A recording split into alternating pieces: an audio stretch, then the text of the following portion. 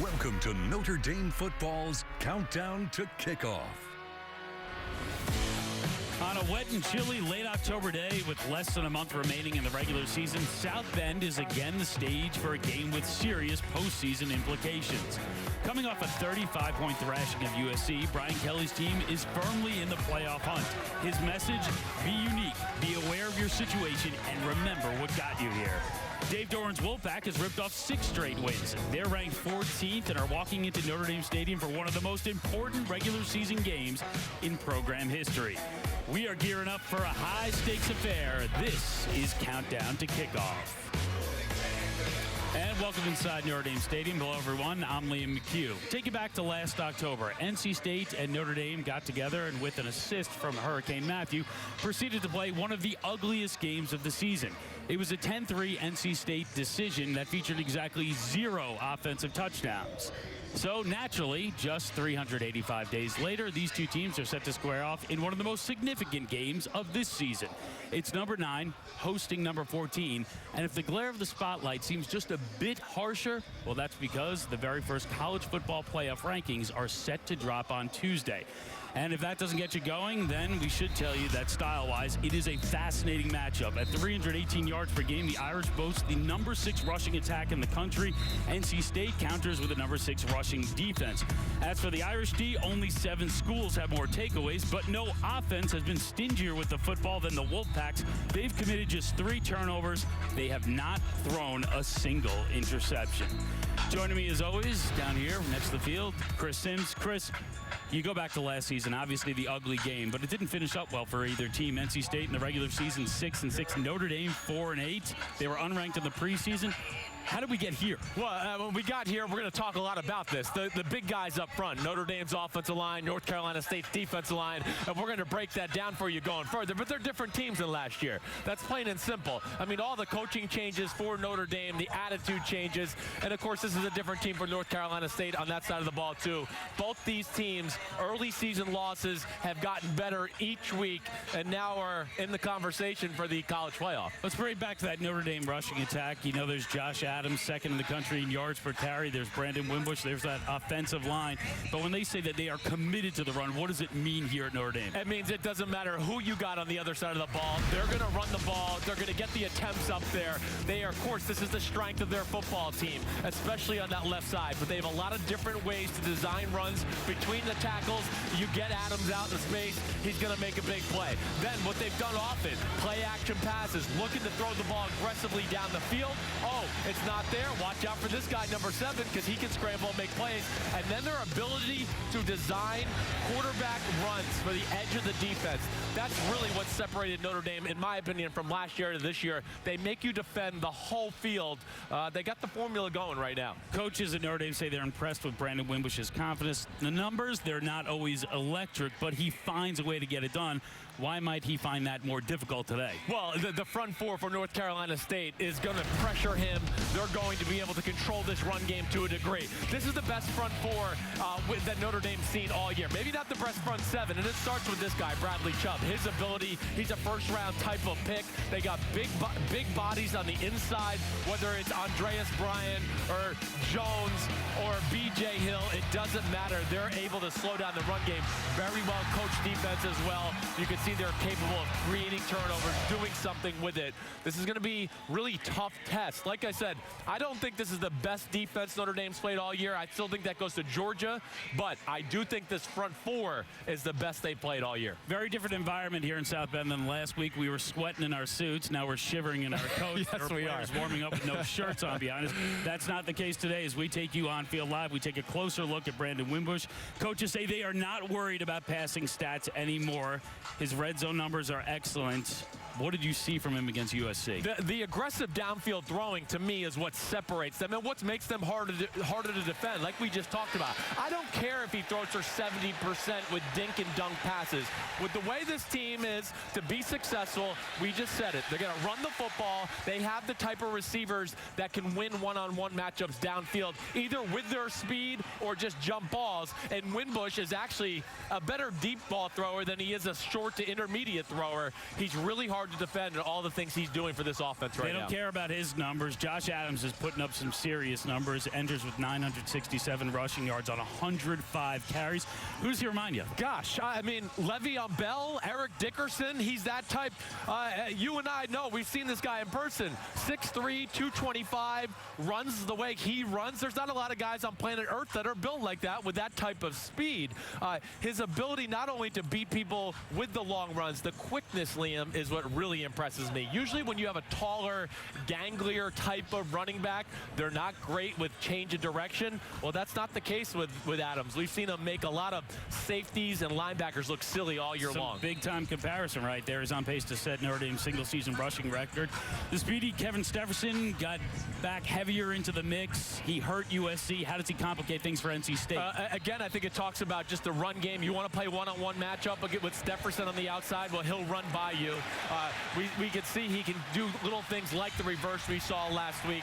But again, I think it just brings another weapon to this offense and another guy that Winbush feels comfortable with. I mean, that last week, the ability to adjust the ball downfield, phenomenal. I think he'll get a few chances today to make a few plays down the field. Let's go offense to defense. Take a look at Jerry Tillery. Teammates describe him as worldly, introspective. Spent his bye week in New York City walking around the Museum of Modern Art. You know, typical D-line stuff. Right. Not D-lineman that I played with, I know that. But Tillery, 6'6", a little over 300 pounds. I think the thing that impresses me more than anything, his speed and quickness. He's got great get-off. He can shoot through gaps. His ability to pursue plays sideline to sideline. And again, for a tall guy, usually not great versus double teams. He improved a lot from last year to this year. You'll see Tillery make a few plays today. Thoughtful intelligence, says he can flip a switch. He becomes a different guy on game day.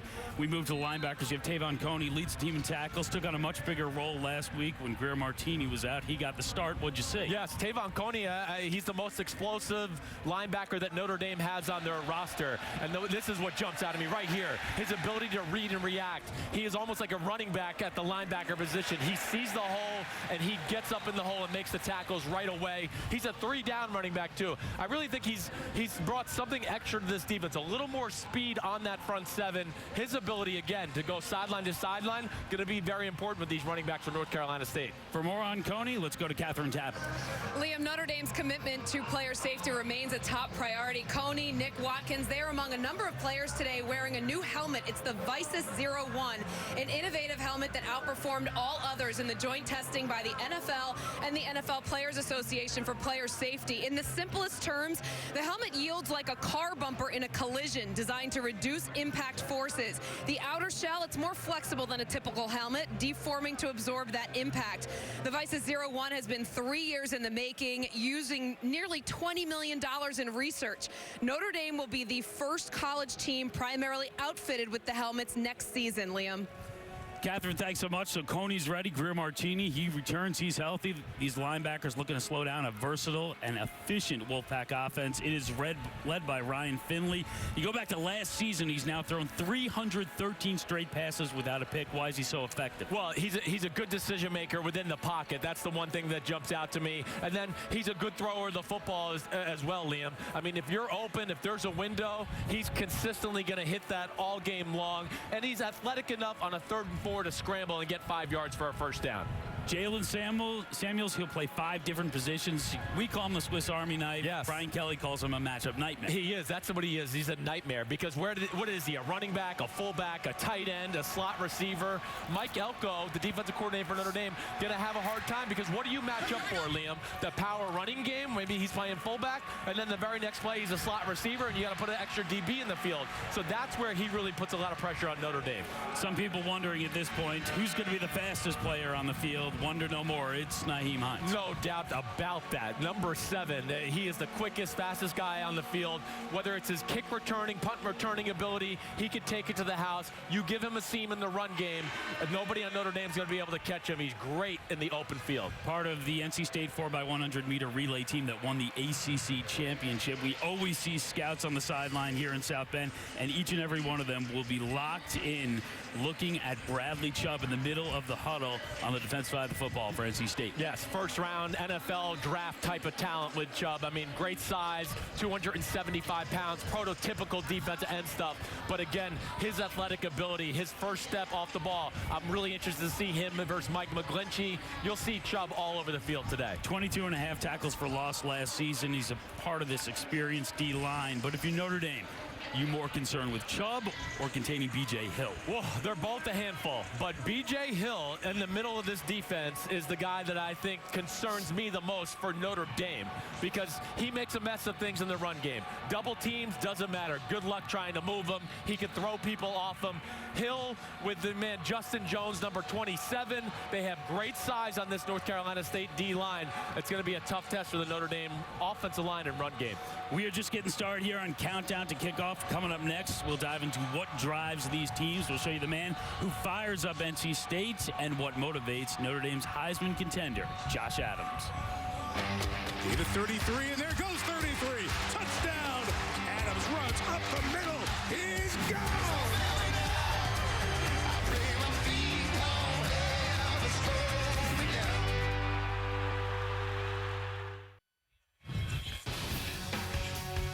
Back in South Bend, Notre Dame Stadium, it opened in 1930. The Irish have hosted 76 different schools in this venue. Today is NC State's first visit. They know that a win will shake up the college football playoff landscape. Their head coach is Dave Doran. Earlier, he chatted with Catherine Tappan. Coach, you guys are off to one of your best starts in 15 years. What's been the biggest key to the success this season? You know, just the love these guys have for each other, how hard they've worked, and the struggle we've been through has brought us closer together, and they're determined. You guys have a highly touted run defense, and you're going up against one of the best rushing attacks in the country, led by Josh Adams. How do you plan to limit his production today? It's going to be an old-school fight. You know, they're going to get theirs, and we're going to get ours, and hopefully we get more than they do. What would a win today here in South Bend mean for your program? Well, it'd keep us in the driver's seat. You know, we've earned respect, and I think we're relevant. We'd like to become more relevant. Coach, thank you very much for your time. All right, thanks. Go Pack. Calling it an old-school fight. We're watching these guys warm up. They look like they're up for it. Oh, my gosh. Liam, I can't get over the way North Carolina State looks in person. Their D-line is legit. I can't wait to watch this O-line square off against this group. Doran is the program CEO, but the guy who's the VP in charge of motivation, that would have to be safeties coach Aaron Henry. He was an All-Big Ten player at Wisconsin. He thought about going into the ministry before pursuing a career in coaching. Now he gets to preach and coach, and his players have responded. Here's a taste. This thing right here has changed my life.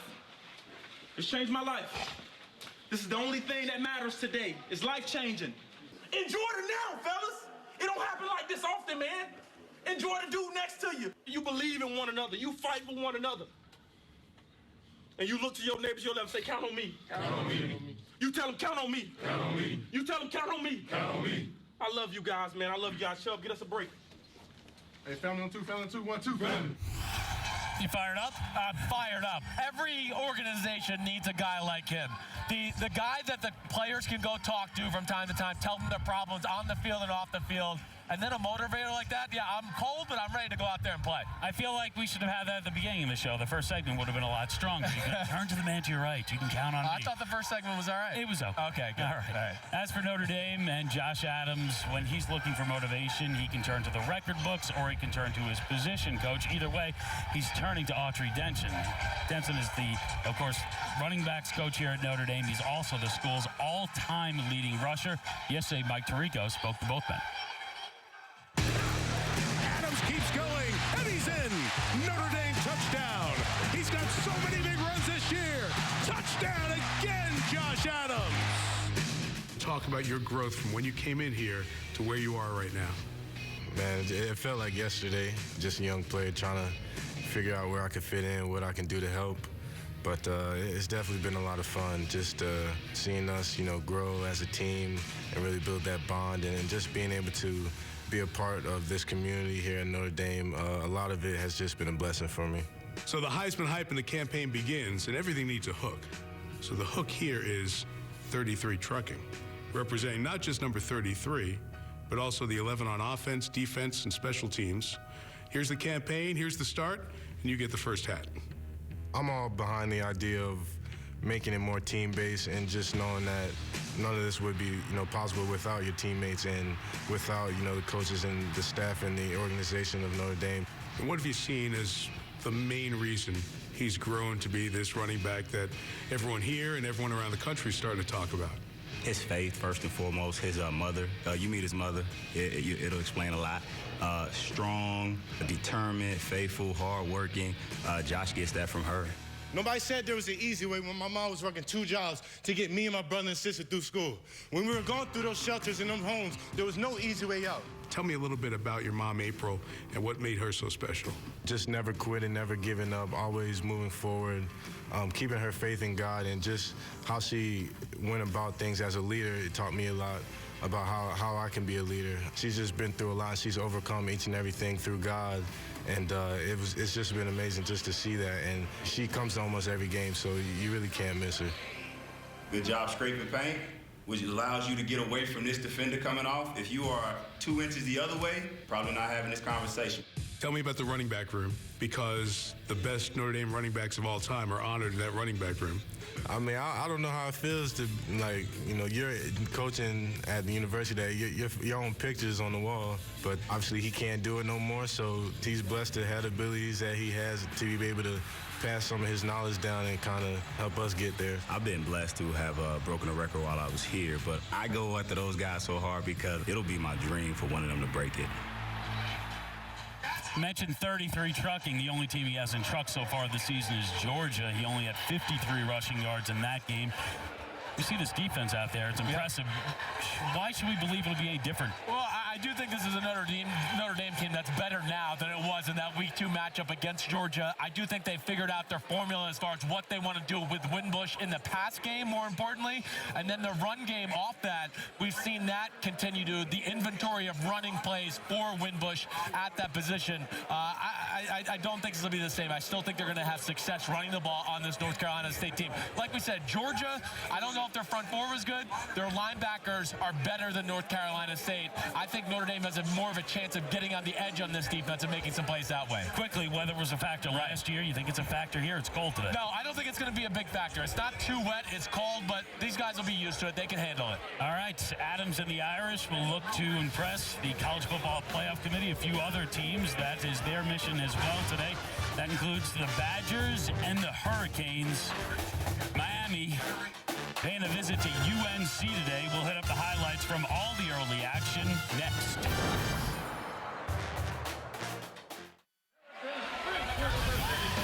Crowd back here in South Bend trying to stay warm. Temperatures is expected to be in the mid to upper 30s, but hey, it's late October in Indiana as we get set for the game. Of course, we're also getting set for the College Football Playoff rankings. They arrive on Halloween. 8 unbeaten teams remain. 5 of them are on the road today. That includes Wisconsin. They're in the champagne of college towns taking on Illinois, and early on, it's Wisconsin doing Wisconsin things. Power football right up the middle. You're not going to stop them in that type of game right there. So that makes it 7-0 second quarter. Jeff George Jr. sacked by Tyler Johnson. Fumbles the ball here. Wisconsin recovers. Badgers ensuing possession. It's Garrett Groshek, 2-yard TD run, and just like that, it's 14-0 Wisconsin. We move ahead to the fourth quarter in this one. 17-3. It's out. Tony Brook throws across the field to offensive lineman Michael Dater. 4-yard TD. 24-3 Wisconsin. Big man getting involved. Big man getting involved. Wisconsin, not their best game of the year, that's for sure. I think they were kind of sleepwalking early, but eventually started to dominate the game. You were looking for style points if Wisconsin didn't really get them. The final in this one, though, 24-10. Notre Dame's got Miami in a few weeks. They're ranked number 8 at UNC, picking up third quarter. It's Malik Rosier connecting with Jeff Thomas. Steps up in the pocket, finds Thomas deep downfield. Yeah, Rosier, I've been impressed with his throwing ability and his play altogether throughout the year. 14-6. UNC, though, countering, though. The trick play here, and it's Anthony Ratliff-Williams to Mo Corrales. When you're 17-13. When you're 1-7, you got to dial up plays like that every now and then just to help you out, give the team some momentum. Fourth quarter, Rosier passes to Braxton Berrios. It's a 5-yard score there. Hurricanes were up 24-13, but it is tightened up in this one. 24-19, North Carolina has the ball in the fourth quarter. Oklahoma State, number 11, at number 22, West Virginia. First quarter, 3rd and 5. It's... Well, pick it up with 16-3, later on in this game.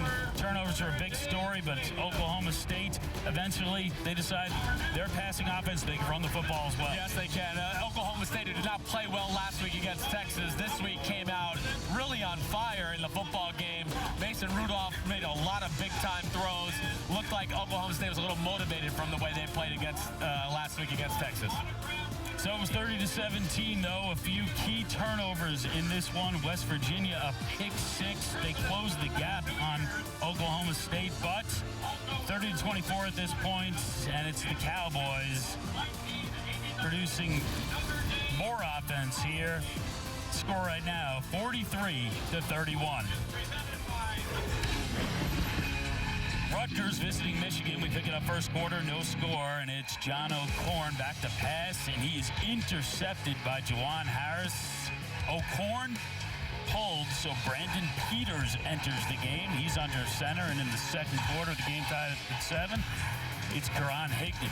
Gets the rock behind some blockers, powers in, and Michigan's up 14-7. Then as Peters going to work, finds Chris Evans, turns, catches, scores. Yeah, Peters did a good job when he came in relief and really made some nice throws. This is what impressed me more than anything, though. Higdon, they need somebody, Liam, that can break some big plays and help this offense out. You were saying they need a guy on offense who could scare you. Perhaps Higdon's the man there. Michigan unranked in the AP poll for the first time in 2 years, bouncing back from their blowout loss to Penn State last week. They've outscored Rutgers 113-14 over the past 2 seasons. Wake Forest, Notre Dame will host them next week. They're hosting Louisville today. First quarter, it's Wake up forward. It's John Walford, the pass to Greg Dortch, and he does the rest. 32 yards, gone. Yes, Dortch has legit speed on the outside. We saw these happen live, and he gets one-on-one. We're going to see it again. If it ain't broke, don't fix it. Dortch gets to the second level, makes an unbelievable move, and then has the speed to outrun everybody else. Full-fledged Dortching them. His 4th TD in the game, setting a school record. Wake's Walford outplaying Heisman winner Lamar Jackson. Walford tying a school record with 5 total touchdowns. The Demon Deacons, as I mentioned, they'll be in South Bend next week to take on the Irish. But for right here, right now in South Bend, we are moving ever closer to kickoff. Number 9 hosting number 14, a marquee matchup. Mike Tirico will set the stage from South Bend when we return right after this.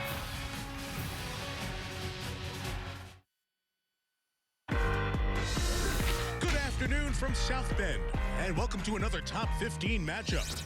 Notre Dame is back in the top 10 1 week after a glorious night for Irish fans. One of their most lopsided wins over rival USC. A season highlight, which is now put this year in a very different light. This isn't going to be the cap to this season. This isn't going to be the pinnacle to this season. There's too much in front of us. Now the attention and pressure ratchet up.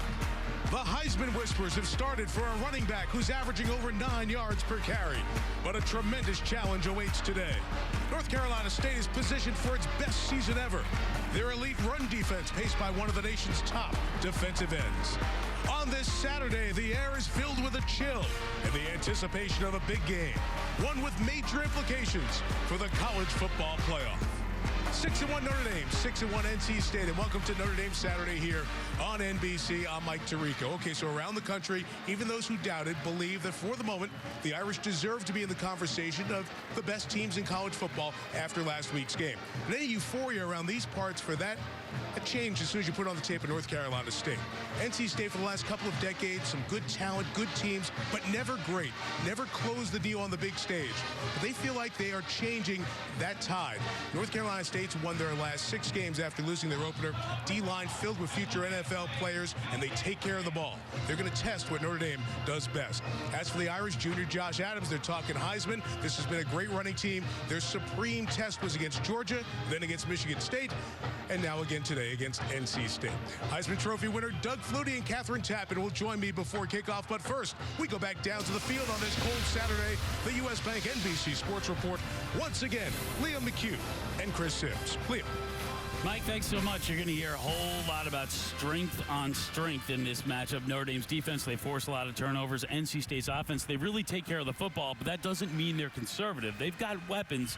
Jalen Samuels, Nyheim Hines, why should they worry, Notre Dame? Yes, they should worry. First of all, Samuels is a guy that can do everything for this North Carolina State offense. Receiver, fullback, tight end. He is really a phenomenal football player, going to make problems for Notre Dame on defense. And Nyheim Hines, if you're wondering who the fastest, quickest guy in the field is, I'll answer for you real easily. It's number 7. If he gets out in the open, no one's going to catch him. Samuels, 54 receptions. That's more than the Notre Dame top 3 receivers have combined at this point.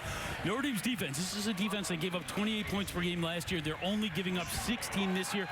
Biggest difference in your mind? Mike Elko, the defensive coordinator, one of the best defensive coordinators in all of football. He's made things simple for this Notre Dame defense. Tavon Coney, the linebacker, he's one of the most athletic guys they got in the front 7. He'll have his work today.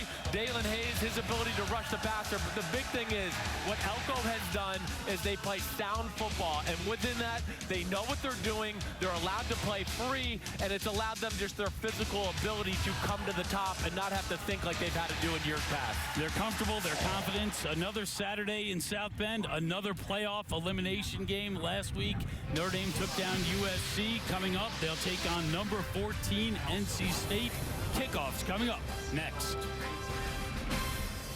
This has been the U.S. Bank NBC Sports Report. I could not have been more wrong about Brian Kelly and Notre Dame. Notre Dame has snuck up on us. If they survive, they've earned a right to play for the championship. So now the believers go beyond South Bend. The offseason chatter of change has turned into facts on the field. Just 1 inch, 1 point from perfection. Since then, 5 games, 5 dominating wins, all driven by a ground game as good as any in America. So now the bandwagon builds. The loyals welcome the come-latelys. Big names have fallen. That's the microphone! But big tests await, like today. While North Carolina State may not have history on its side, they are presently controlling their own championship destiny. A November to remember is on the South Bend horizon. But that depends on how October ends.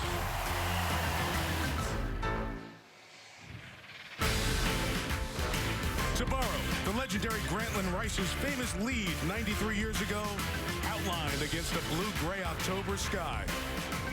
Get the one day you can use it, right? Here we are, number 9 and number 14. Both 6-1, both run it well. Both feel like they belong with the best in the country.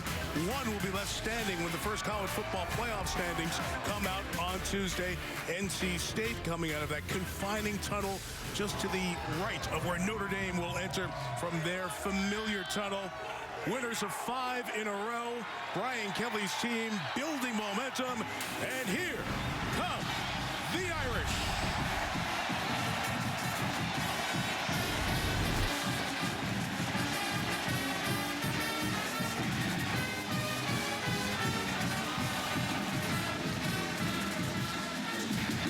Birthday week for Brian Kelly. Turned 56. His team's won 5 in a row by 20 or more. Hasn't happened around here since 1966. One of the big reasons it's happening, the junior running back Josh Adams, who is 7th in the nation. 967 rushing yards, leading this team that was built to do it on the ground. And that's a test that will come up today against North Carolina State. First ever visit to South Bend for the 14th ranked Wolfpack from Raleigh.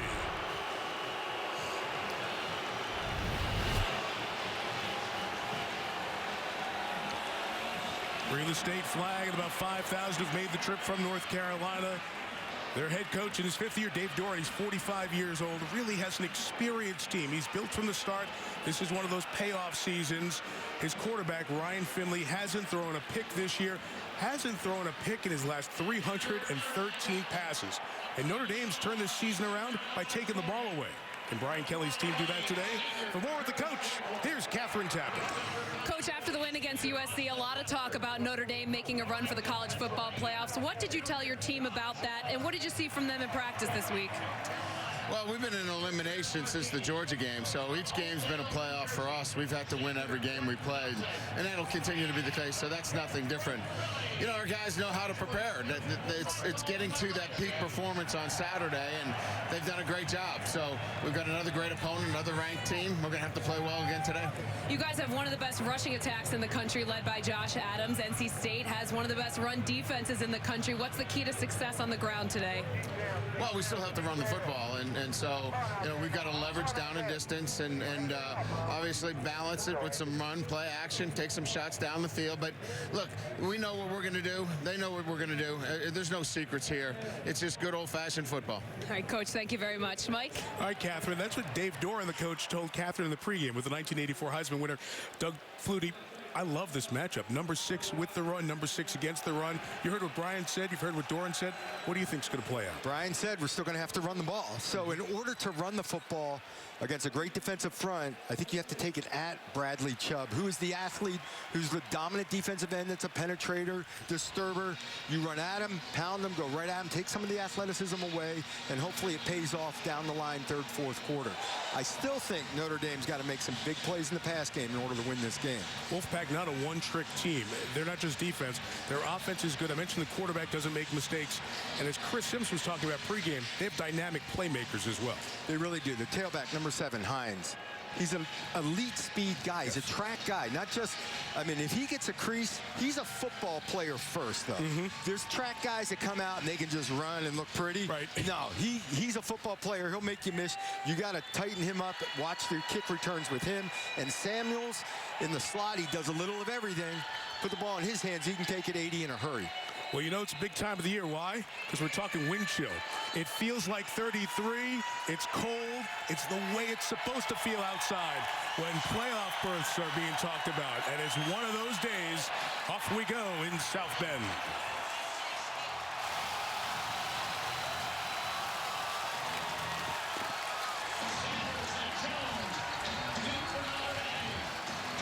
Let's play some football.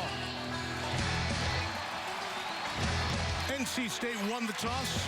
They defer. Notre Dame will get it. C.J. Sanders, 3 career kickoff returns. Hasn't broken one in a while.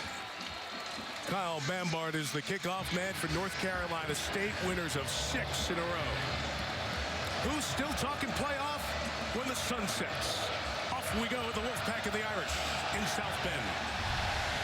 Good kickoff with the helping wind, and from the 5, it'll be Tony Jones Jr., who's back there with Sanders, cuts up the middle, and he'll be brought down across the 20 at the 21-yard line. And we have an injured NC State player here to start, unfortunately, for the Wolfpack. And the Notre Dame training staff out quickly to help look at Damian Darden, or check that, it's not Darden, it's the other number 47, came in CSAC. So they will look at him as this game gets going. The Notre Dame offense that has continued to put up big yardage no matter the opponent. And as we mentioned, there were tests of good rushing teams they were going to have to face during the first part of the season with Georgia, and that was the toughest game. They only lost to the Irish 20-19. Then the second game that they played against a good run team, Michigan State, they ran the ball effectively for them. So as Doran comes out, the head coach, to look at the injured Wolfpack players helped off by the athletic training staff. Let's take a peek at today's starting lineups, brought to you by CarMax. Josh Adams, as mentioned, averaging over 9 yards a carry, second in the country with Claypool and Fink and Equinemius St. Brown trying to get downfield. The guys up front, we always talk about the left side because they're all Americans, and Mike McGlinchey and Quentin Nelson, deservedly so. Sam Mustipher has a big game. He's going to get challenged by B.J. Hill. Watch the center. Take your eyes off the ball a few plays and watch what happens over the center both ways today for North Carolina State offense and Notre Dame's offense.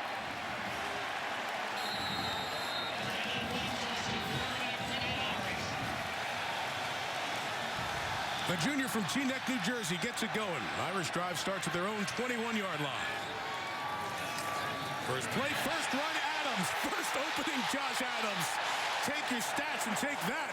Gain of 21, first down, Notre Dame. And what they do so well with the script to start the game, the players are so dialed into this script, they jump the ball and go right away. So after a big chunk of 21, here's the second play, and that time there's not much room for Adams, a gain of 3. Well, Brandon Wimbush, the quarterback, we talked about his growth, Doug, and the coaches said to us this week, let's forget the stats. The stats aren't going to improve too much in the completion percentage. The guy makes winning plays. He's a playmaker. He gets the ball in the end zone and the red zone. He's been converting on third downs. And look at those rushing touchdowns, 10 of them this year. 2nd and 7. Brought down. He is sacked. Rare this season. Kentavious Street comes up with his 2nd sack of the year. This is the 11th time that NC State or the Notre Dame's quarterback has been sacked. Street on Kramer on the outside. You just give him a little bump and whip around the outside. It's a young offensive right tackle we had a chance to sit down and talk to this week. He's got his work cut out for him with this defensive line. Tommy Kramer, the sophomore, he and Robert Hainsey have shared the tackle position. 3rd and long, and Bradley Chubb is heard from as he brings down Wimbush. So despite that one early run, the 2 times the Irish drop back to pass, NC State's 2 defensive ends erase the play. Alize Mack on left tackle, actually as a tight end. He was going to get some help.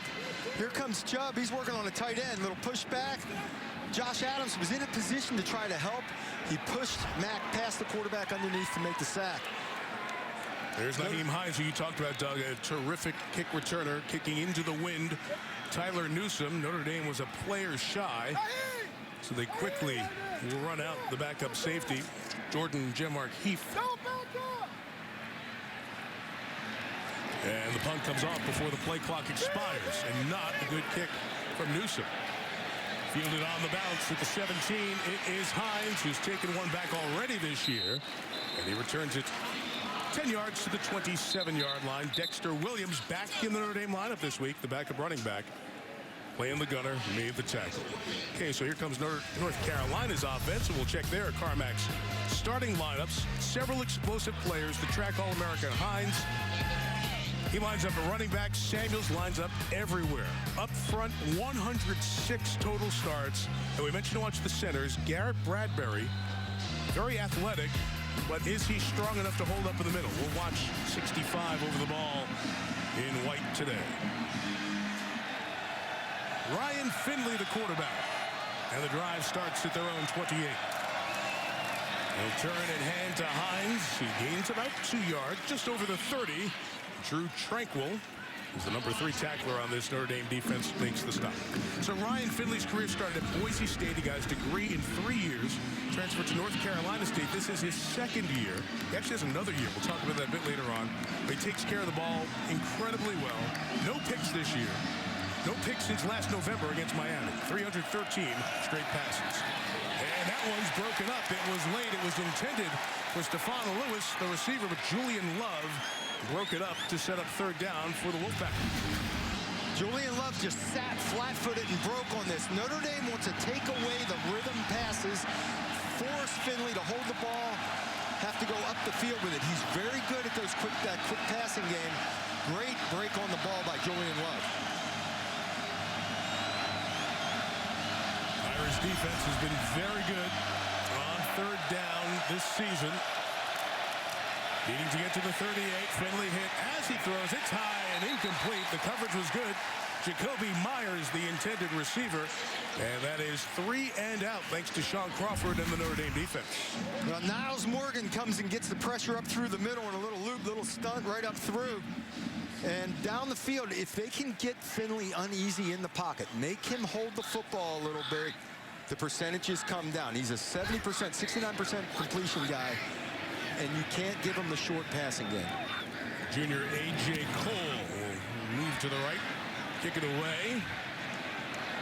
Caught by Fink, and he is taken out right away. Terrific coverage on the play for North Carolina State. So the Irish will take over back at their own 21 after the good play by the Wolfpack special teams. By Mercedes-Benz, the best or nothing. Microsoft Office 365. By U.S. Bank. And by the International Brotherhood of Electrical Workers, America's Power Professionals. Pumpkin time, Halloween, 3 days away. A touchdown Jesus in the crowd, and Steve Jobs and mass. Well done, guys. Notre Dame students are going to go the extra mile in creativity for your Halloween trick-or-treating, or some old standards as well. Second drive for the Irish starts same place the first one did, at their own 21-yard line. And it's a gift to Adams, great penetration, and North Carolina State gives them no place to go. Derek Fernandez made that initial hit in the backfield, and everybody cleaned up, including Jonathan Alston off the corner. It's a 7-yard loss. Watch the penetration up the field. It just blows the play up. The pullers, Alex Barnes trying to come around, can't even get around to the outside. He gets bumped off from the penetration.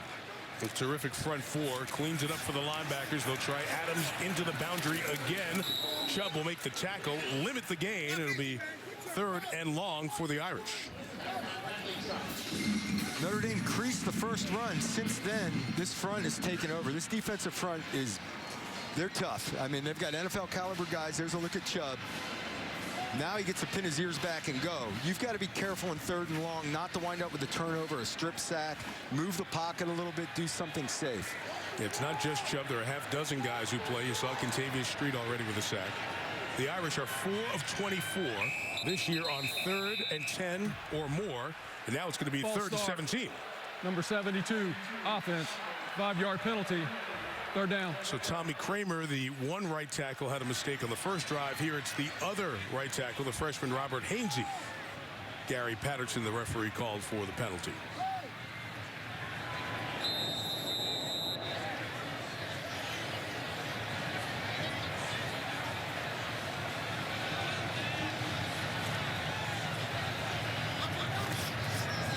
From the 13, look out from behind. Wimbush hit as he throws, completes it, but it's a loss of 3 as Adams is tackled by Jonathan Alston. So once again, NC State's pressure, led by Chubb, forces Notre Dame to punt. Here comes Chubb on McGlinchey, and it's just pure speed. Now, it is a screen, but you got to bump the guy, slow him down, and just speed. Speed gave McGlinchey a problem against Georgia. Yes. And again, here's speed on the outside edge. You're trying to set up a screen pass. Newsom with the second kick, it is blocked, and it's in the end zone. NC State on it for the touchdown, I believe. They are. Touchdown, Wolfpack, just like they did in the game in Raleigh last year. A North Carolina State block punt turns into a touchdown. Give the touchdown to Jermaine Pratt. He recovers. The pressure comes straight up the middle, and it's a jailbreak. Outnumbered as they walk right in, and James Smith-Williams lays out. He blocked it with his ribcage. And Pratt stays on it. So Newsom has a punt block for the 3rd time in his career. And the Wolfpack jump out on top via special teams. Carson Wise, who came over from Carson Newman, Division II school, on for the extra point. Movement there. False start. Number 54, kicking team, 5-yard penalty. So retry it. Will Richardson called on that flag. Pratt was one of 3 Wolfpack players who had the opportunity for the recovery, but as you could see, outnumbered right up the middle. And Newsom, who was struggling as he was practicing and warming up before the game with his punting, that one, he had no chance. They were all over him. The extra point now comes from 25 yards. High snap brought down. Good job of the hold by A.J. Cole III, the punter. So Dave Doran's team, they've got the defense. Defense backed up Notre Dame. Special teams weighs in. The punt block by James Smith-Williams. The recovery for Jermaine Pratt. Dave Doran's team's on top 7-0. Download the NBC Sports app to watch thousands of live sporting events. Stream for free with your NBCSN subscription. For details, visit NBCSports.com/live. So the Irish trail 7-0. It's their largest deficit of the season, which in many ways is good to say if you're a Notre Dame fan late in October. But first time they've had to come from behind since the Boston College game, Saturday 3 of the season. Bambard kicks it. And here comes C.J. Sanders taking the short one from the 8. Sanders tries to return the special teams noise for Notre Dame. He gives the Irish good field position out at the 40-yard line. Best return he's had in a while. Let's go back to the block punt, Doug. That's a simple numbers game. 5-on-3. 5 guys here for NC State, 3 for Notre Dame, and it's a short corner. It's a short corner, so you can't let the outside guy go free either. So the guy up the middle is blocking the punt. Usually you come down, leave the outside guy free. Couldn't do it there. And North Carolina State with a week off last week, chance to go check everything, look for the little tendencies. They get the Irish there, so Notre Dame takes over at the 40. They go with 2 in the backfield with Jones and Adams, and there goes Josh. Big run, Adams. 30 yards, 35 yards, down to the 25-yard line, first down. Look at your center left guard. You got Mustapher and Nelson. They get up to the linebacker level. Good double team, and the linebacker tried to shoot the gap. Mustapher came off, made the block. North and south goes Josh Adams. And there's Wimbush up top. Caught! Touchdown, Durham Smythe! Bang, bang, the Irish right back.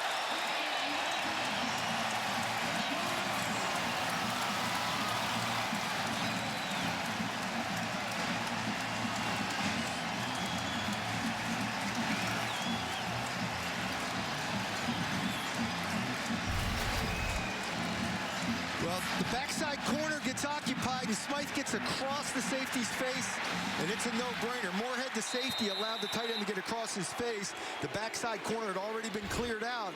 Nothing left. Nice touch on the ball by Wimbush. Justin Yoon on for the extra point.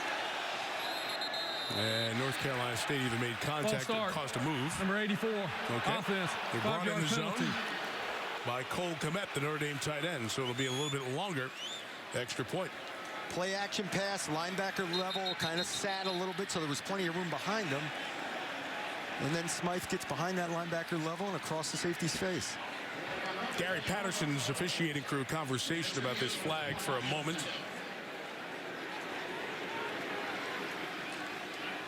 Tony Tarantini, the side judge, came in as there was a conversation with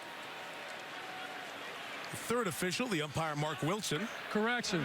Offside. Defense. Defense in the neutral zone, causing the kicking team to react. Half the distance to the goal.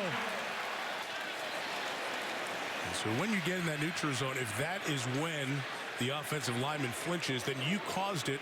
So it's if you're in the area where they can throw the flag on the defense, and it was, so it moves it 1.5 yards closer for Yoon. Justin adds his 39th extra point of the season. 29-second response from the Irish offense and Brandon Wimbush. Take a look at the eyes of Brandon Wimbush looking downfield. You got to make sure that backside's cleared out. He checks out to the right, sees the corner's gone. Now he finds the tight end right down the middle. You have to make sure there's nothing left on the backside. You don't lead your man into trouble. For Wimbush, it is his 9th touchdown pass of the year. And for Smythe, the graduate student from Belton, Texas, had not found the end zone after 5 touchdowns last year. And Doug, a team that has not trailed all year, you don't know how they're going to blink and how they're going to react. And that's a great response for Notre Dame. Absolutely. First sign of adversity, you get down, how do you respond? It's very important right away. Came down the field. Obviously, the run game broke it open and finishing off getting in the end zone. But that's a good response by Notre Dame. The good thing for NC State is they came out, created momentum right away. They know this scenario, this situation that they're in, it's not intimidating them. They're coming out and playing football. Naeem Hines, home run hitter. He's got a couple of touchdowns of his career. He averages 25 yards on kickoff returns during his career. He's flat out scary. Justin Yoon's kicking into the wind. It's short. It's going to run up and go get it. Hines can't field it. Picked it up at the 17, and the sky kick well covered by the Irish. Tony Jones Jr. among those down there, along with C.J. Holmes. This ball just hangs up in the wind and does not carry at all. Ball lands at the 18. He made a long run for that and just couldn't get there in the air. Very fortunate that it just kind of sat underneath him. He was able to get on it.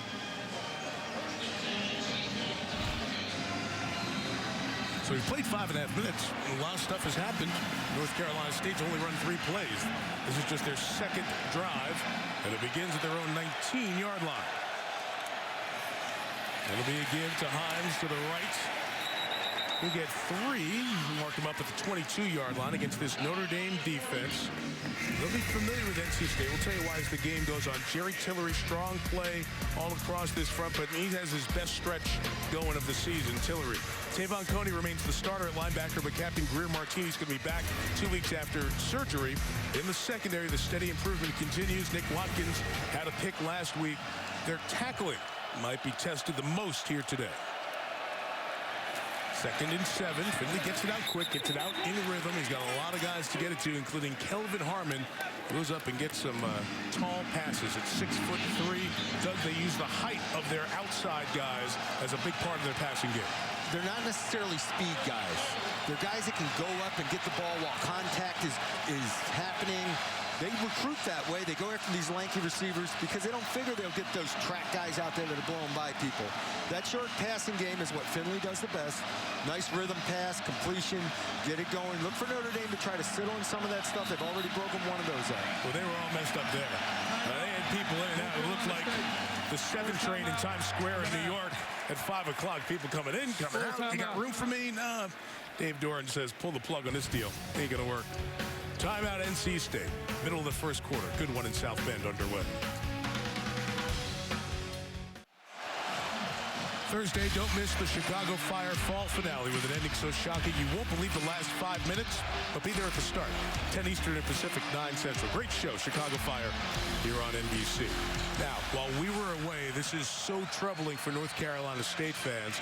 We watched their terrific back, Nyheim Hines, who does it all, their home run hitter, over 100 yards in the last 3 games. Walk with the athletic training staff back toward the locker room. Catherine will be on that and find if we have any updates. Very often, you'll see Jalen Samuels line up in the backfield, and with Hines out, Samuels goes back there now for 3rd and 2. With 2 times they try to keep it on 3rd and 2, and they saw a bubble, and it worked. A keeper for Finley gets the first down. Finley's slick. He sees opportunities for quarterback sneaks and short yardage situation. He will audible to it, quick snap the ball, and find the open gap. When there's an open gap there, Tom Brady's a master at it. He sees it all the time. Look at some of the scores. That's the other big game going on in this window. Penn State up big. Georgia crushing Florida early. Number 4 TCU behind early. And keep an eye on these games throughout a very busy afternoon. It's the best part of this Saturday. Finley first down throw complete. On time and on target, it's Jacoby Myers for a gain of about 8.5. Doug, you mentioned the experience of this young man from the Phoenix, Arizona area. I said he started at Boise State. So he played in 14 after redshirting in 2013. Then in 2015, he became the starter for Boise State, but he got injured after 3 games, broke his ankle. So he received a 6th year medical redshirt. But he has academic house in order, so he graduated undergrad at Boise State. So he's a graduate transfer, and usually we think that guy has 1 year. He has 3 years of eligibility at NC State. Started last year, playing this. This one's coming back. I think the left guard was a half-second quick, number 70. Prior to the snap, false start, number 53. Number 53, offense. The left tackle. 5-yard penalty. 2nd down. Tyler Jones. Let's go down to Catherine. Well, Mike, an update on Nyheim Hines, a prolific running back for NC State. He went for an X-ray. He is out for the moment with a lower body injury. His return is questionable. All right, Catherine, that was the first down run after the short kickoff that they had to jump on there. And Hines, as you saw, got his leg rolled up on awkwardly from behind. So as they check him, you'll see multiple players back there, including Reggie Gillespie, the junior from High Point, North Carolina. Back up last year, back up again this year. Here's the throw by Finley with a flag down. It's complete for what would be a first down to Kelvin Harmon. He's tackled by Nick Watkins of the Irish, but let's check the flag. Offside, number 7, defense, penalties decline. Result of the play, first down. Here you see the guy in coverage called for offside. No, I believe it was Kareem that came flying across about 3 yards in the backfield. And I was surprised they didn't blow the play dead. He was that far offside. Yeah, that's doesn't make much sense, but nevertheless, 1st and 10, NC State at the 42. 5 in the pattern for Finley. Throws a nice ball. Sideline incomplete. He tried to get it right back to Kelvin Harmon one more time, and Julian Love, step for step with coverage. Because the NC State receivers are not Blazers, Notre Dame will sit on routes. They're not afraid of getting beat deep. Will turn and run and catch up.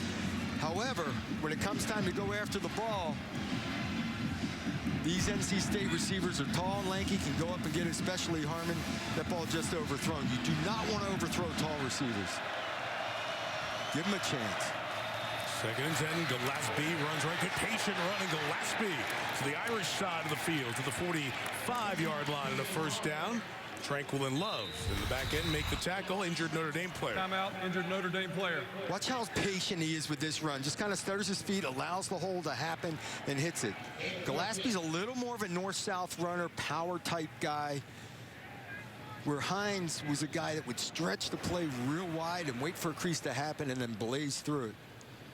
Notre Dame senior starting defensive tackle Jonathan Bonner is the player the athletic training staff is checking out. And they're checking out his right leg. As we do that, they do that. We'll do this.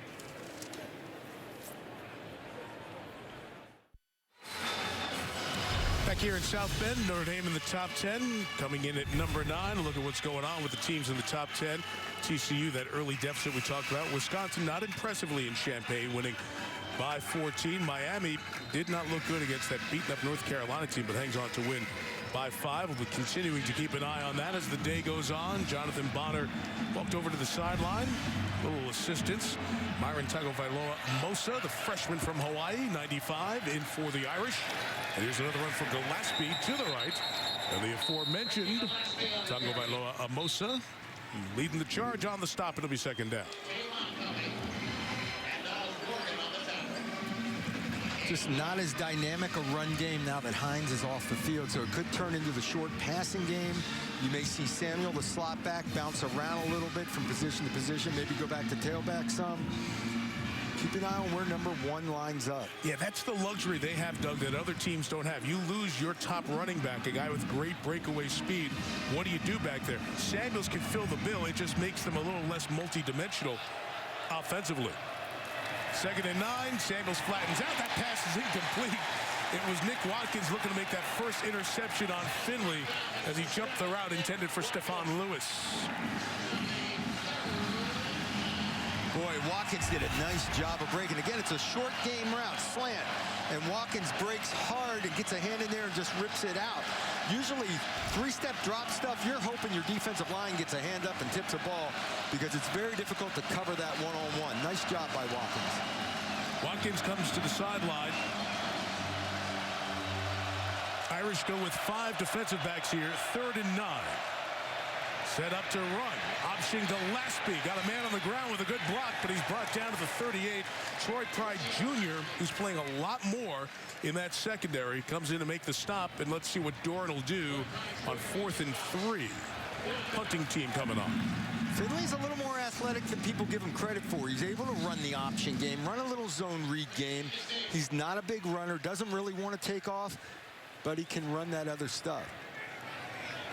Chris Fink goes back on a day when catching punts will be difficult. A.J. Cole kicking with the win.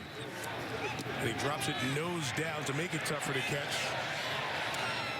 And it's caught by his own teammate, which is perfect. NC State downs it at the 5. It'll be a long field for the Notre Dame offense, which has been led by this man, Josh Adams, during this spectacular start to the season. Hey, it's World Series time. Let's put him in baseball terms. 9 yards to carry, 2nd in the country. Pretty good on those long 29 to 39 yarders. Pretty good on these, but how about clearing the fences? 6 runs over 60 yards, 3 of them for touchdowns, most in the FBS. I guess the Ruthian figure of Notre Dame runners, George Gipp, 8.1 yards per carry back in 1920. That's the school record.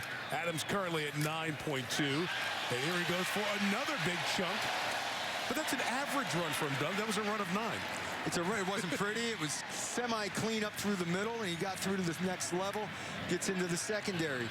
Josh Adams, when he breaks the line of scrimmage upright, it's on, and that's where those 60-yard runs come. And he's now over 1,000 yards on the season. Went over 800 his freshman year, over 900 his sophomore year. Now over 1K. Wimbush with a throw, put it up for grabs. It's incomplete, trying to come back. The flag is thrown on Sean Boone, or Tim Kid Glass, the other safety, who wouldn't let Alizé Mack come back to the ball. Pass interference, number 34, defense, 15-yard penalty, automatic first down. Mack's trying to run a wheel route up the sideline, which is kind of an out and up and down the sideline. And the reason the flag comes out is because he kind of puts the brakes on and fights to come back to the ball. Receivers can get lazy and just trot and let that thing fall 5 yards short. If you fight back through that defender towards the ball, you're going to get that call. He helps draw the flag, so it's at the 30-yard line here. 4:10 left in this opening quarter. NC State scored on a block punt. Notre Dame responded with a 2-play drive for touchdown. And great penetration there by Justin Jones. Means a loss of at least a yard, maybe 2 yards for Adams. This defensive line is tough, and that's why the last pass play wound up being a bootleg action. Notre Dame's going to have to change up where they launch the ball from, not just stand in the pocket. The run game is hit or miss right now, even though Notre Dame's gashed 2 decent runs.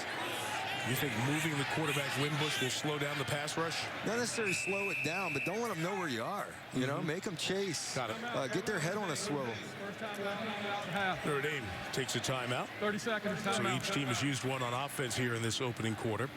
You know, when Dave Doran got this job 5 years ago, he comes from that defensive side of the ball, was a big part of the Wisconsin program in the 2000s, and they built some team with 5-year players, a program. And what it's shown with all the studs up front on the D-line, stopping the run. Here's the season average of the teams they've played. Here's what they've done against the Wolfpack. Pretty impressive. Why are they so good? Their top 5 guys in the defensive line are all 5th-year seniors. They got the 2 big run stoppers in the middle. They've got athletic guys on the edge that can rush the passer. And when your inside guys can push the pocket, the outside guys are free to do what they want on the edge.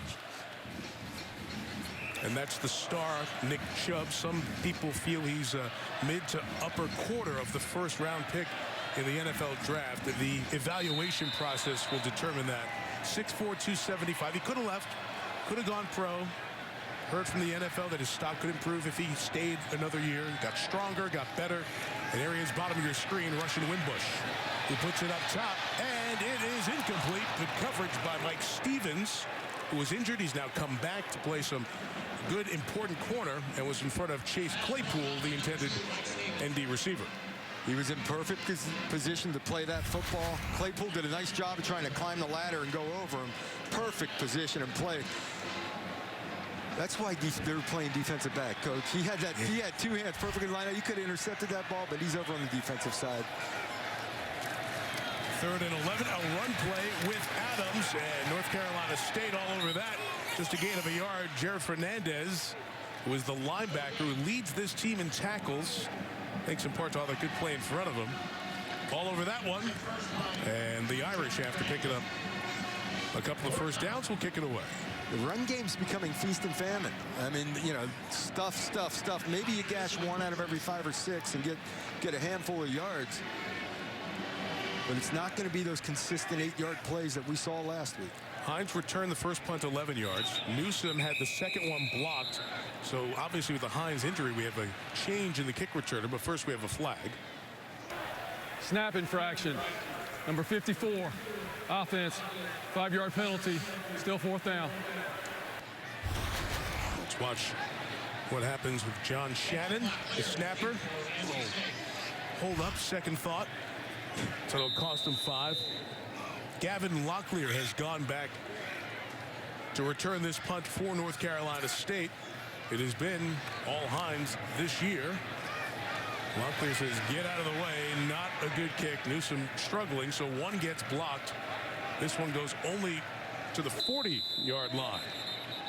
One more penalty flag down back at the line of scrimmage. During the kick, holding, number 13 on the receiving team, 10-yard penalty from the end of the kick. First down.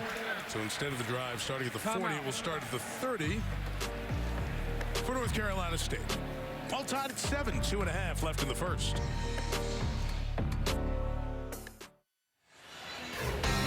Give it a game break. Special teams big in the other marquee matchup right now. Number 2 Penn State, number 6 Ohio State. Opening kickoff. Who else? Saquon Barkley, 97 yards untouched. If you're scoring at home, he now has 8 rushing TDs, 3 receiving, 1 passing, and 2 via kickoff return. It's 14-3 Penn State, Mike. Just crazy, Liam. 15th straight game that Barkley's had a touchdown that extends his longest active FBS streak. We're keeping an eye on that. The other big matchup inside the top 15 on this final Saturday of October. North Carolina State will take over at its own 29-yard line. I'll leave it at 7. Doug, this is a North Carolina State offense that's been interesting. They've had stretches where they've put big points on the boards, and then they've had stretches during the year where they've just ground to a halt. That rhythm passing you talked about with Finley is what gets them going. Here he goes to the 29. They put Samuels in the backfield, and the guy who lines up everywhere gets 1. We talk about rhythm passing. He likes that short game, and the Notre Dame DBs have been jumping those routes a little bit. I'd expect a double move the next time they give you that look. Double move meaning a hitch and go, out and up, something up the field.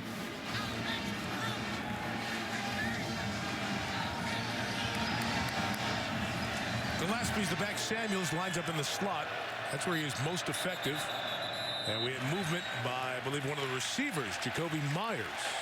False start. Number 11, offense. 5-yard penalty.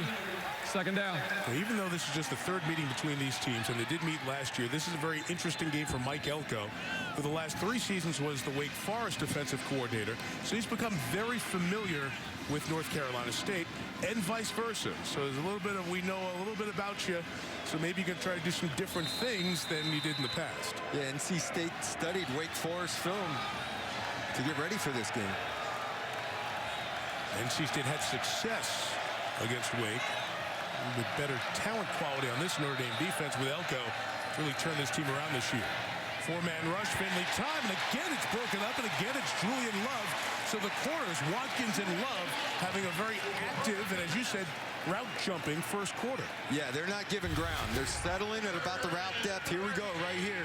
One-on-one, just settle those feet and break hard. A little wrap around with the right arm, but he didn't turn the body, so they don't call it. Nice play on the ball with the left hand, Julian Love. They're not afraid of NC State's speed.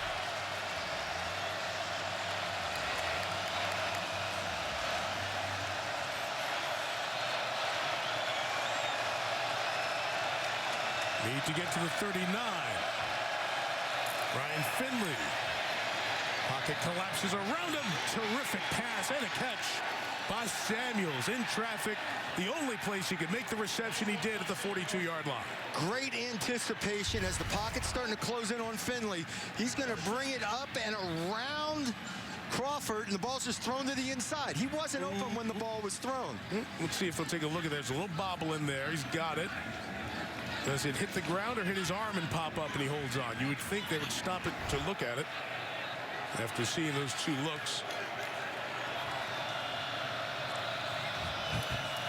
But once again, they fooled us.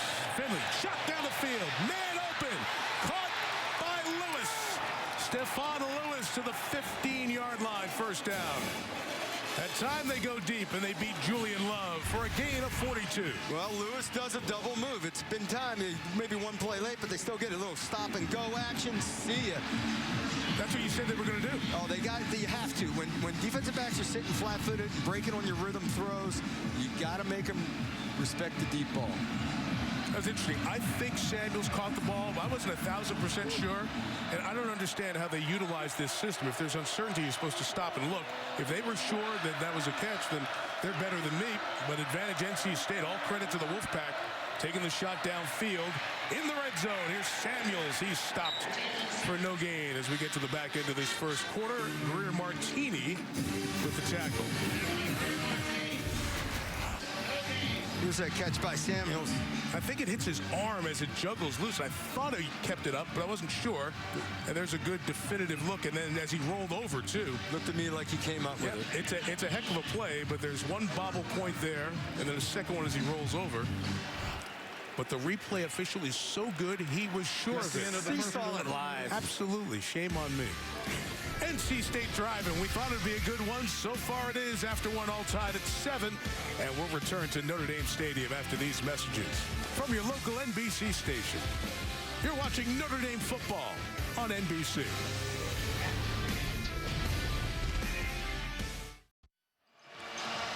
Back at Notre Dame Stadium, Mike Tirico, Doug Flutie, Catherine Tappan, all even at 7. A blocked punt. Jermaine Pratt, linebacker for NC State, fell on it for the score. Notre Dame responded with a 2-play drive just 29 seconds later. Durham Smythe catching a 25-yarder from Brandon Wimbush. 42-yard completion to Stephon Lewis has North Carolina State in the red zone as we begin the second quarter. And Ryan Finley looking up top. Check it down. It's incomplete. Tried to get to Dylan Autenreith, his redshirt freshman tight end, who is yet to have a reception this season. 3rd and 10 coming up.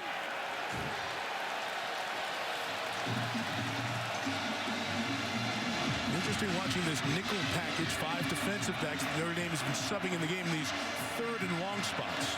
Find number 1, find where he is. He's right here now. He's the guy on 3rd down. Leading receiver, Jalen Samuels, 41 career touchdowns, 3rd in NC State history. Irish show pressure. They bring 5. Good rush by Morgan. Finley fires end zone. What a grab! Touchdown! Kelvin Harmon. The guy who goes up and gets the jump ball has got another one. And the Wolfpack are on top.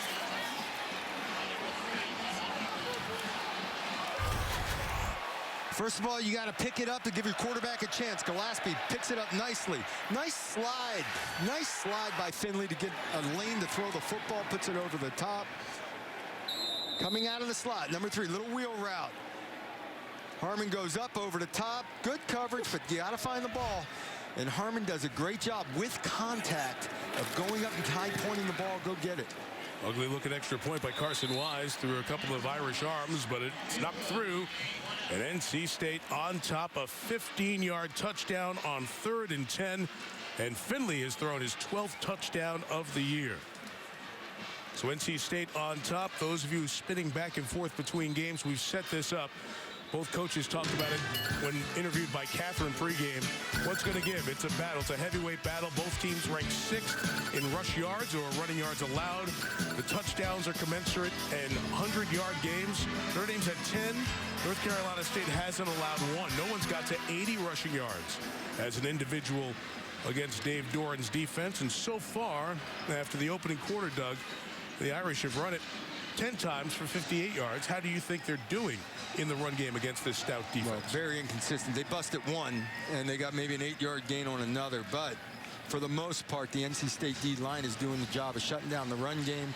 Big play also came in the pass game. So it's going to have to be some of the play-action game and big chunks in the pass game and pick your opportunities in the run game. You still have to pound the ball because that's what Notre Dame does. But it's been very inconsistent. NC State D-line's doing their job. You see what Sanders did with the last kickoff. Bembard with a good line drive. And here comes C.J. Sanders from the 3. Got 2 good blocks to get out to the 27-yard line. That's where this Notre Dame offense will take over.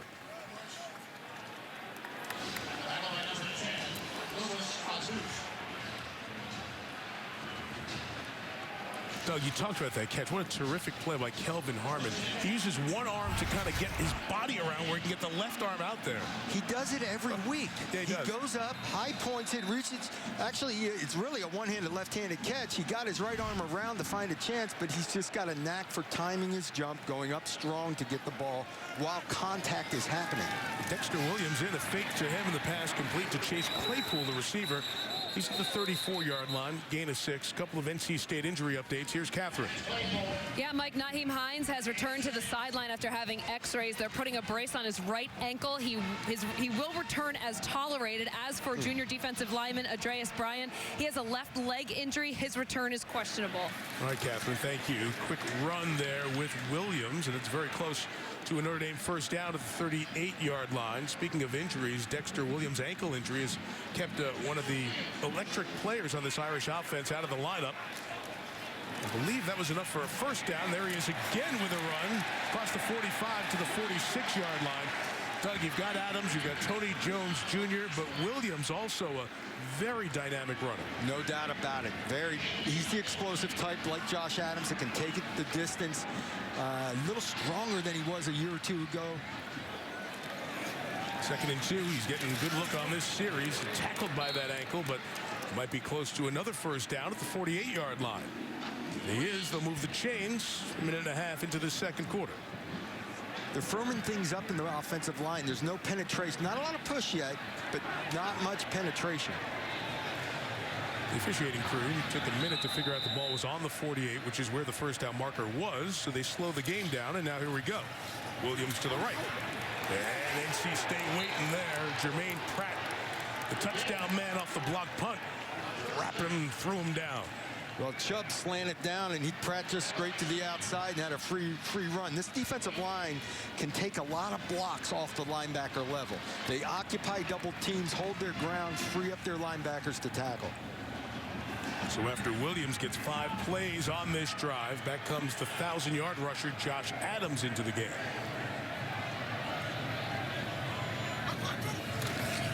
Second and 10. They'll read it. And Wimbush, nothing open, so he throws it out of bounds. Equanimous St. Brown was well covered by Jonathan Alston.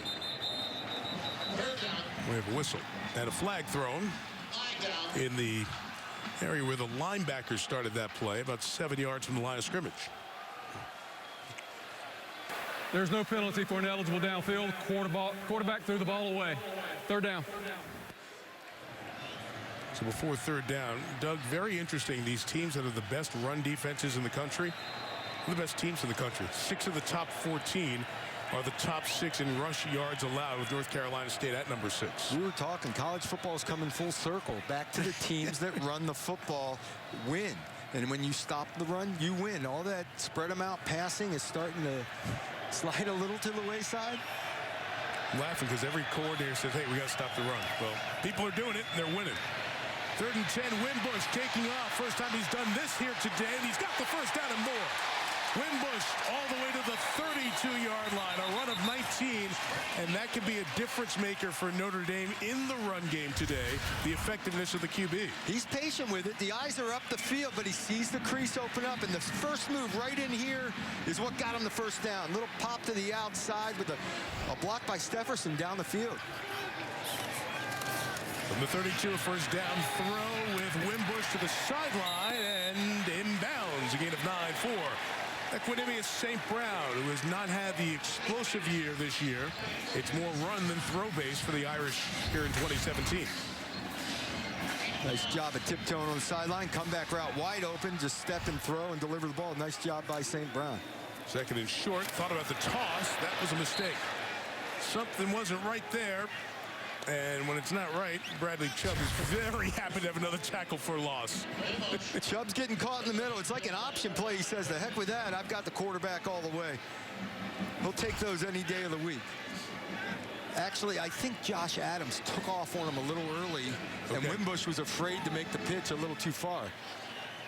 Well, Chubb's already got 14 tackles for loss, now 15, and that was a gift. That was the easiest one he'll have all year. And the sacks don't count as tackles for loss? 3rd and 3. Adams right, got the first down, and Adams inside the 15. Down to the 10. It'll be 1st and goal for the Irish after a 15-yard gain for Adams. Well, run the ball a little bit at Chubb here. Here's Chubb.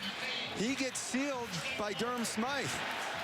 Nice job getting up on the blocks and getting up through. So making some headway with the run game now for Notre Dame. 1st and goal, another run to the right with tight ends. That's the same play, and that's Adams taking it to the 5-yard line. The great offensive lineman for Notre Dame to the left. Flag comes down, back end of the play. way opposite where the ball was. The play was run to the right. This is a flag on a couple of players who were over to the left side of the end zone, engaged in blocking. I think Chase Claypool was there for Notre Dame. After the play, unsportsmanlike conduct. Number 83, offense. Unsportsmanlike conduct. Number 2, defense. Penalties offset. It was not offset. Number 2 and number 83's first unsportsmanlike of the game.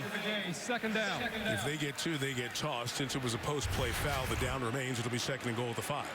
On the backside, continuing his block out of bounds. Stevens doesn't like it. Well, there's a little, that can be taunting. There's a smack to the face. So either way, a little bit of taunting by doing the clap in the face, and the other side got it on the slap in the face. And you know what, Doug, you say that either way, you're right. They could have called it either way, but now because those count towards ejection, calling both becomes much more important than it used to be. So they've got 1 strike, 2, and they're out. Second to go from the 5, up top for St. Brown. That's out of bounds, incomplete, ruled on the field. There was contact there. There's a flag in the end zone. Alston, who was a wide receiver until this year, almost made a great play. Holding. Number 5, defense. Half the distance to the goal. Automatic first down. Penalties against an eligible receiver, and the ball went beyond the line of scrimmage. First down. He almost got 1 foot in like a receiver. Hard play action. He gives a little grab and tug there to hang in there, and then goes after the football. No doubt about that call. Actually, he stayed in bounds, too, if it hadn't been called. It was a pick. It was a great play. It was a good call. On the penalty, not a good call that it was an interception. First and goal for the Irish at the 2, trying to tie the game. Adams, right. Adams met in the hole, keeps going, but is stopped. Jarius Moorhead, the sophomore, 217 pounds, put the strong safety there. Tell you what, there was a crease to the end zone, wasn't there? And then Moorhead came up and just, you expected to see Josh Adams go in the end zone, and he went backwards. That is strength. That's a big running back, 6'2", 225. Already more rushing yards than anyone's had against NC State, but not the touchdown there, thanks to Moorhead. Well, the Irish waiting on the front doorstep. Well, here's the shortest penalty in college football history. And it's all right to guess down there. It's all right to guess, because if you make the big play defensively. Offside. Defense. Number 98. Half the distance to the goal. Second down. Well, Brandon Wimbush and this Irish offense have been so good when they get inside the 20. Wimbush has been darn near perfect down here in terms of scores. 25 scores on 25 red zone trips and 23 touchdowns. Those are unbelievable numbers.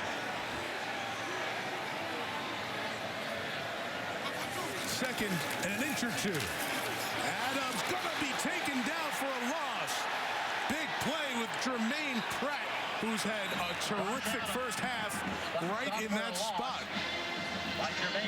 Penetration by Street at the line of scrimmage. Coming in, causes them to bounce, and there comes Pratt scraping to the outside to make the tackle. Officials came in to stop the clock for some reason. And now they put the ball back down at the 3-yard line. Pratt, who was a free safety, has been moved to this linebacker spot. It's had a big impact on this quarter. So now it's 3rd and goal from the 3. And Wimbush designed run, cuts to the right, and into the end zone for the touchdown.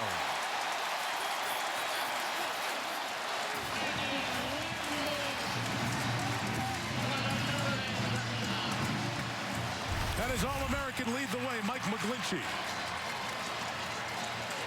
McGlinchey on the pull. But the quarterback run in the red zone is why he is so dynamic down here.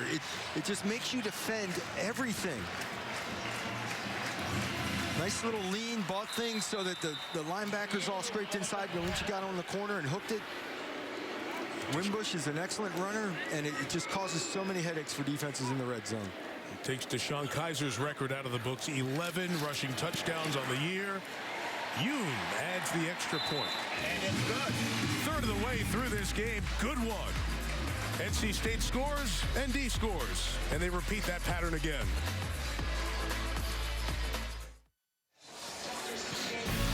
Notre Dame football is brought to you by Lexus. Experience a comprehensive suite of safety features. Standard. By Gatorade Thirst Quencher, the proven sports fuel. By Verizon, the best network and the best unlimited. And by Firestone, whatever you drive, drive a Firestone. From Roman Gabriel on through Russell Wilson, who, of course, highlighted his career at the end at NC State, or at Wisconsin. He started those first 3 years at North Carolina State.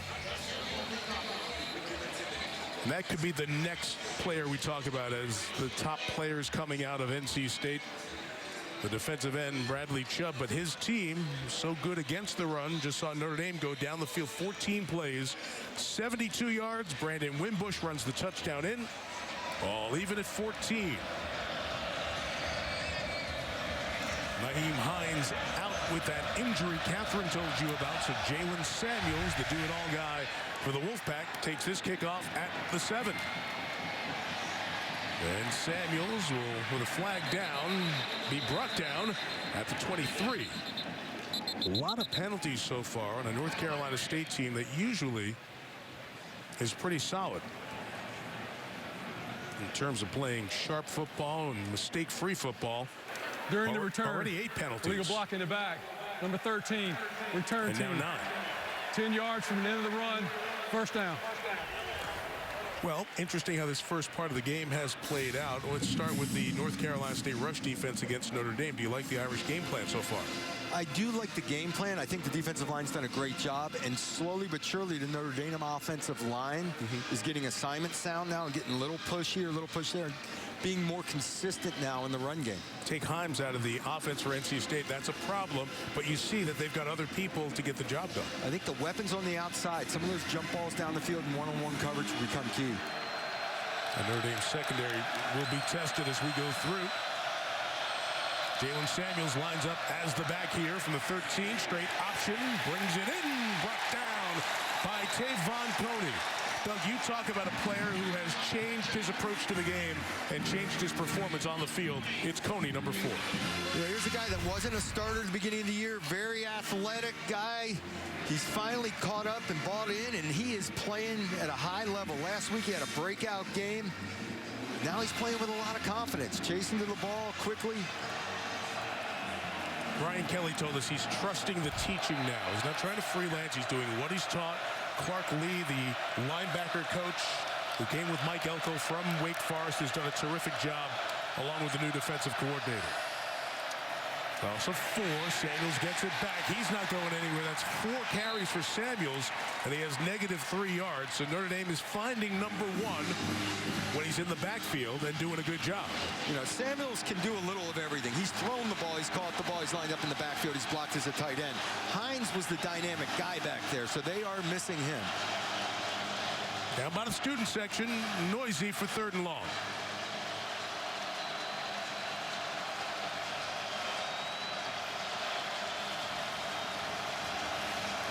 Third and long situation as a quarterback, just be smart with the football. Don't force it down the field. And Finley, who hasn't thrown a pick in 11.5 months, puts it up top and incomplete. Coverage was again Troy Pride Jr. playing more and more in these nickel 5 defensive back situations.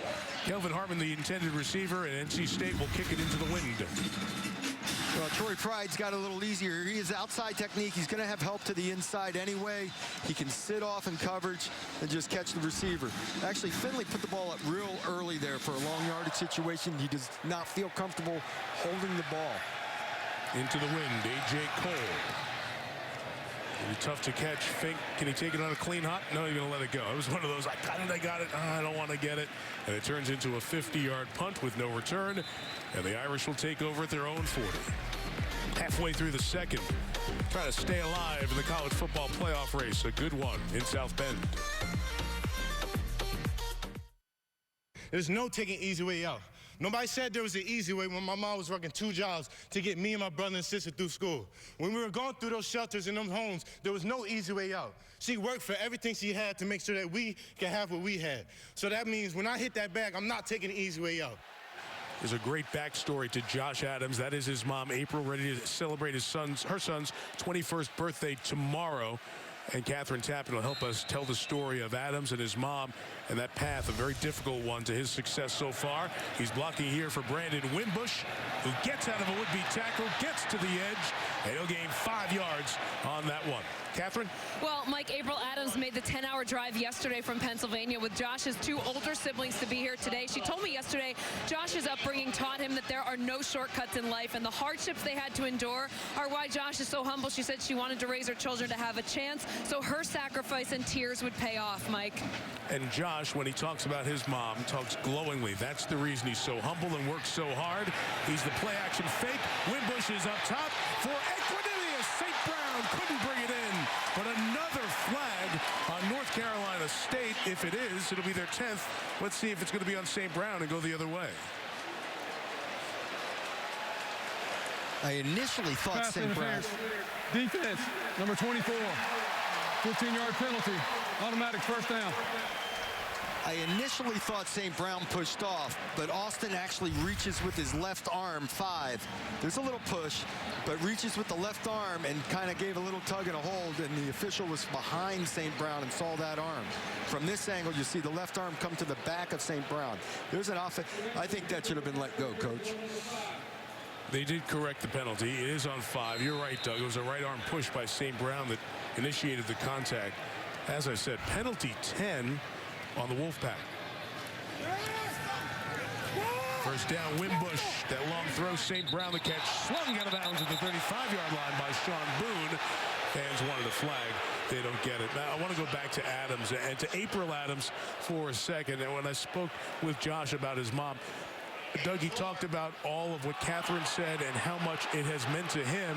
And when people ask about his leadership, about his faith, about working through the hard times of last year's 4-8 season, of those long days of practice in the weight room, he thinks and he's inspired by what his mom did and what she sacrificed to give him the opportunity to succeed. And boy, is he succeeding this year. Here he is lowering his shoulder and a gain of 5 yards. It'll set up 3rd and 1. It just makes him that much more determined because he's so grateful for the opportunity that his mother has given him. Going quick, 3rd and 1. Read it, give it to Adams, and he's got the first down at the 26-yard line, Catherine. April told me she watches with mixed emotions, mixed focus, because her number 1 concern is just making sure Josh is safe on the field. She keeps her eyes on him at all times, guys, even when he's on the sidelines. But she also said his success, the Heisman hype, it's been a wonderful experience. She's in complete awe, Mike. So those 5 carries Dexter Williams had, she was just watching 33 on the sideline. Making sure he didn't trip over a helmet on the sideline or something, right? That's a parent watching their kid. Those of us who've been there, you know that's what you do. Here he is again for a run to the 22-yard line. These last couple of runs, he's shown great patience. It's not the north-south. It's kind of a stutter step, let it happen thing with a push. So it hasn't been the explosive runs, but good hard pushes. And there he is knocking on the door of 100 yards in the first half. 2nd and 6. Wimbush up top. End zone shot. Incomplete. Terrific defense on Stefferson that time. On the corner, Nick McLeod, who was a starter, but has gone to a reserve role, at least the last 2 games, broke it up. Press coverage, little bluff, little put, but he just runs with him, finds the football. Get the head around, find the ball. Great play on the ball with the right arm. And Stefferson is a dynamic speed guy out there at the wideout position. Excellent play on McLeod. So here comes 3rd down. Adams is out. Tony Jones and Dexter Williams are the 2 running backs in the game. Jones is lined up as a slot receiver. 3rd in from the top. Wimbush. Time, nothing open. Keeping it alive. Fans say run. He says throw. And it is caught for a first down at the 11 by Durham Smythe. What a play. Does he keep the toe in here? They've gotten both toes in.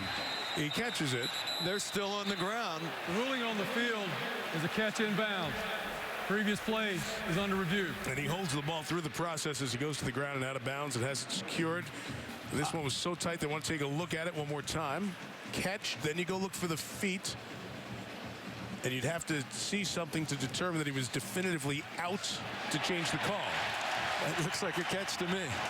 Terrific. That's amazing.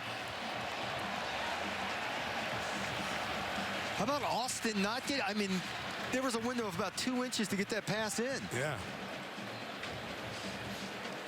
Again, do you see anything that you're sure he's out of bounds or those feet are not down? Smythe, who had 13 catches last year, had the touchdown. Wow, that's pretty. That would work on Sundays, too.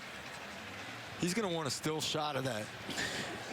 Full stretch, ball in the hands, toes. I mean, ballet there, up on the tip of the toes. Well, Chip Long, the offensive coordinator in the white cap there, calling the plays for this Notre Dame offense, who came over from Memphis, the 34-year-old. He coaches the tight ends as well. And they have terrific tight ends here. And Smythe, that was a Mac, Nick Wisher. Ruling on the field, stands, catch, first down. Brock Wright and the freshman Cole Kmet. Talk about Brock Wright. He was in at the fullback position, the extra tight end, on a couple of runs that got them started, that got Notre Dame started and got them down into the end zone on the last drive.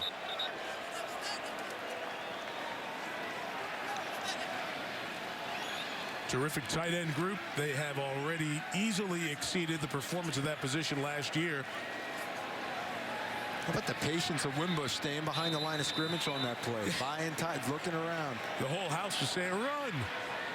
1st and 10. He can get a first down at the 1. Wimbush wants a touchdown. Stefferson. Foot down, but out of bounds. Incomplete. He and Nick McLeod back for Act 2.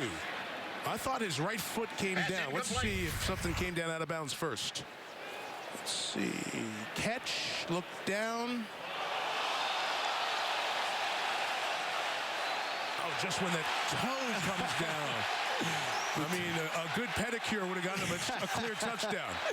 Just the toe onto the line. I think. Let's take another look here. And it was. But, you know, I think that's it. Oh, that's in. I think that's in. Yeah. It's under further review. I thought he was in live, and you get that look at it. I thought McLeod did a heck of a job of pushing him while he was in the air to get him out of bounds, but good. Just inches shy. And sure enough, the foot's down. Sensational replay, guys, down in the truck. Rob Highland, our producer, Pierre Moussa, our director, our awesome Notre Dame on NBC crew. Look at that. As a clean look at that. How about Stefferson going up and getting it now? We can go back to the catch part of it. Perfectly placed ball, go up and make the catch. McLeod was in good position. It was a wide side throw. You're throwing from the far hash to the wide side of the end zone. The ball's in the air a long time, perfectly placed. And they've got this fabulous new video board. After review, the ruling on the field is that the receiver had a toe inbounds. Touchdown.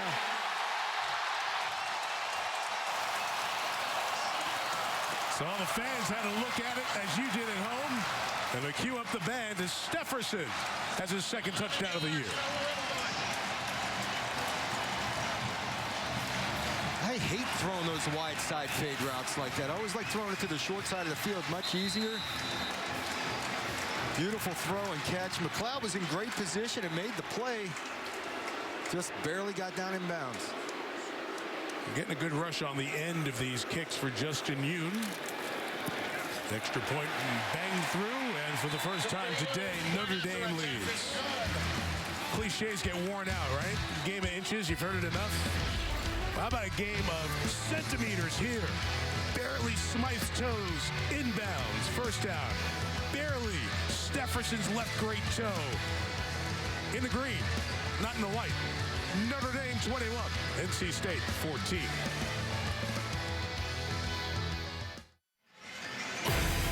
Top Performances is brought to you by Mercedes-Benz. Let's take you back to the first ever North Carolina State Notre Dame meeting, January 1st, 2003. Philip Rivers threw for 228, couple of scores. Wolfpack won easily, 28-6. What a terrific career Philip Rivers had at North Carolina State. Over 50 starts. Doug had the pleasure of calling a bunch of his games in college, and now like a dozen, I think I've called 20, 25 Philip Rivers games in my career. Go back to when he was at NC State. His dad was a high school coach, and that little shot put delivery was because he was a 7-year-old going to practice with his dad, and the ball was too big, so that's the only way he could throw it. He kept it, rewrote the NC State record books, and has had a great career with the San Diego, now Los Angeles Chargers. Jalen Samuels on this kick return. He stopped shy of the 25-yard line. NC State down 7, banged up a little bit. Here's Catherine Tappan with more. Yeah, banged up indeed, Mike. We talked about Naheem Hines. He's still on the sideline trying to work on that right ankle, see if he could go back in the game. Junior defensive lineman Andreas Bryant, he's got that left leg injury. His return is questionable. Defensive tackle Justin Jones, they put a left arm brace on him. He's going to try and go back in this game, but those are significant injuries right there, Mike, for NC State. Oh, they sure are, Catherine. You talked about Hines as we got ready for this game and his great ability, and dug 2 of those defensive tackles against a good rushing Notre Dame offense. That's a problem for NC State. They're going to have to score some points here. So let's see what Ryan Finley can do. First down with time. He takes a shot downfield. His big play receiver, Kelvin Harmon. One more time, shy of midfield. That's a 23-yard gain for Harmon. Great patience on the route. Let him fly all the way across the field. The play action fake gave him all kinds of time to throw. Nice touch on the throw. They're gonna have to depend a lot more on Finley throwing the football. Those of you flipping back and forth from games, Hines, their running back, who's out. Outstanding part of their offense. 100 yards each of the last 3 NC State games. Little play action, flea flicker up top. Nobody's open. Everything's covered. Notre Dame stayed very disciplined, kept the pressure on the quarterback, and kept the coverage downfield. Again, Finley with a good decision, though. I mean, he had pressure in his face off the flea flicker. It wasn't there. Got rid of the ball. An incompletion's okay. 2nd and 10. Keep saying good decision, good decision. He 328 in a row. I mean, he's protecting the football. You know, I played a year with Tom Brady. I used to think interceptions were just part of the game. They happen. Right. Tom says no, they don't have to happen. And this guy hasn't thrown one in his last 328 passes. 2nd and 10. Here's his slant, incomplete all over Drew Tranquill with tight coverage on Jacoby Myers. It'll bring up 3rd down and 10. Quick passing game, and Drew Tranquill just breaking on short routes. Notre Dame has decided they want to take the short route away, beat us deep.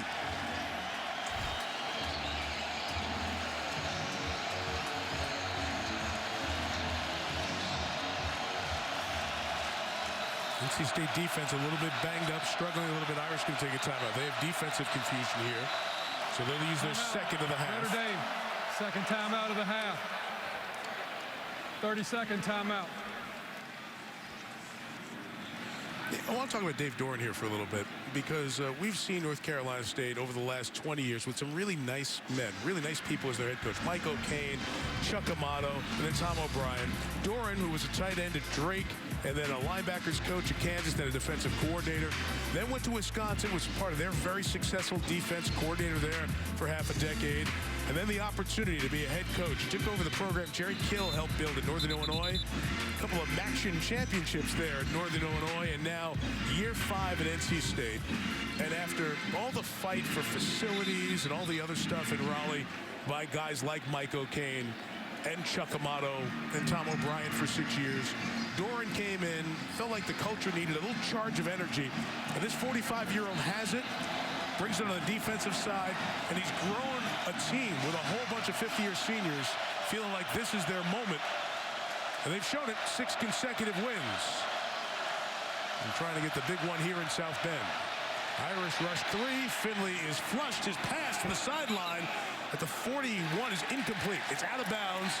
Myers went to get it. He caught the ball as he went to the ground, but couldn't stay in bounds apparently. And it looks like it'll be 4th down, another punt for North Carolina State.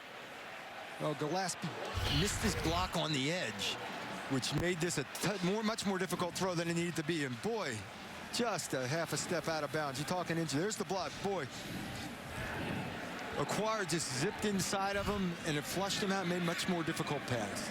Julian Okwara has come on very strong of late. Into that strong wind you hear. Yeah, so maybe it's just lets everybody get out of there, and it'll be down off of it. Inside the 15 at the 12-yard line. So 40 on the punt for Cole. Long field for the Irish. They've scored back-to-back touchdowns, and Notre Dame is on top by 7. Coming up to halftime, State Farm halftime report. Liam McHugh and Chris Sims down on the field Highlights from around the country, including number 2 Penn State and Ohio State jumped out to that big lead, maintaining it for the moment at the shoe. We'll hear what Chris and Lehman think about this first half, where Notre Dame has scored on 3 of its last 4 possessions to take a 21-14 lead. State Farm halftime report coming up. Doug, just tell everybody what you just told me in the break here, what you're feeling over the last 10 minutes or so. You know, it feels like Notre Dame's taking control. There have been some injuries that have set NC State back, but it's only a 21-14 game, and Notre Dame's backed up. Backed up with their own 12 to start this drive, and it's a couple of yard gain for Adams running left. But the ability to run the football is what makes it feel like Notre Dame is starting to take control. I think a big part of that are the 2 injuries in the D-line for North Carolina State. Andreas Bryant, a backup. He has come back in 91 for the Wolfpack. Justin Jones had his left arm injury. There is Adams, 200, first running back against this 6th-ranked rush defense to get to triple figures. On 2nd and 7, Winbush climbs the pocket, rips it in the middle, and the crossing tight end, Smythe, who's having a very big first half, has it at the 31 to move the chains. Watch your left guard and tackle, the studs on the offensive line, both took care of Chubb as Winbush was patient on the route with Durham Smythe. That time Chubb comes over to make the tackle on Adams, a 3-yard run. You know, you get so used to and so spoiled by Josh Adams, gain a 9, gain a 10, gain a 38, gain a 60. 4-yard run you will take every single time. Any day. 3-4-yard runs is a first down, Coach. There he is after a gain of 3, and that's what NC State does. Get onto the other side of the line. Bradley Chubb, who was hanging out in the NC State offices all week. He just wanted to study and be ready for this one. He was just slow playing that. He had quarterback and running back covered, so he went ahead with the handoff on the zone read. Didn't matter. He was going to get either one of them. Here's some cheers from the Wolfpack fans who have come to try to get their team to come up with a 3rd down stop. Extremely athletic. On that pass completion, your 2 best offensive linemen, NFL picks, they double-teamed Chubb with the 2 best offensive linemen to make sure he didn't get there. So they split Adams out. Empty backfield, 3rd and 8. Pressure holds up for the moment. Winbush tries to run out of trouble and fires complete. Incomplete now as Mack comes to the ground and couldn't hang on. And let's see if he's shaken up. That was a Mack went down in a heap as he tried to catch that on the sideline. Timeout, injured Notre Dame player. And NC State's athletic training staff over there to aid for a moment before the Irish staff comes across the field to please put 2:22 look at the junior on the game clock. 2:22.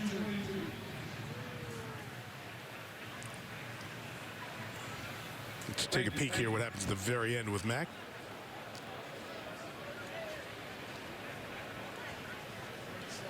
And head comes down first on the ground. He couldn't hold on to it and reaches up for his head right away. That was a Mack who had 13 catches his freshman year, has come through to be actually the top reception man for the Irish thus far this year with 17. From Las Vegas, Winbush made a good throw.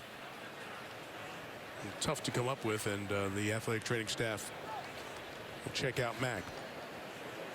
We see so many head injuries and the constant attention to that. Catherine showed us in the pregame. Many of the Notre Dame players are wearing these Avisis helmets, which are some of the new technology. Science and the entrepreneurship, the business world is trying to come together, and I've seen it at the NFL level. They're trying to do as much as they can to make football as safe as possible. And one of the places is trying to increase helmet technology to the point that, as Mack was so glad to see, gets up and is being assisted off by the Notre Dame training staff. One of the things they're even talking about, Doug, is more position-specific helmets down the line, given the contact that's made on players, given where they're playing, receivers, linemen, quarterbacks. You can see Mack is needing the assistance of Rob Hunt to come over. The newer helmet you're talking about actually has kind of an outer shell that collapses and has some give to it. And you have several Notre Dame players who are wearing that. They're very expensive, too. That's part of the story of the science and the business part of this. So Matt comes off. It's 4th down, and the Irish will punt it away. They've had one block today. Wilson gets this one away with the wind. Locklear back at the 22-yard line. Remember, he's not the regular punt returner, so just catch it. Fair catch made. With 2:13 left and 2 timeouts, North Carolina State will try to tie this game before halftime. The return game has been so dynamic for NC State all year long with Hines back there. That's a big part of their package that's missing now. And now you don't have that home run hitter in your backfield, so Finley, it falls on his back. He's got to take the ball the length of the field. He's very good at the short passing game. They don't want to get caught up in having to pass protect with this defensive line of Notre Dame. Kelvin Harmon in the slot, number 3, has made some big catches so far. He's in the slot at the bottom of the screen. Samuels, their most electrifying player in the slot at the top. Here's Finley to work. Look out. Almost hit, but he throws it, and it is held on to. Good catch by Stephon Lewis. Only a 3-man rush, which gives Finley a chance to hang on the ball and let people work. Lewis, you'll see him come around and work into the middle of the field. Good patience, way to wait, stick it in a tight window. It was 8 men in coverage, so there's some tight windows down the field. And Jay Hayes had the right idea. We're going to get the sack, but he's trying to get the windup from Finley and knock it away. At the 37 with 1:45 till halftime. 4-man rush this time. Finley surveys, nothing's open, trying to buy time, gets rid of it. A lot of bodies, incomplete.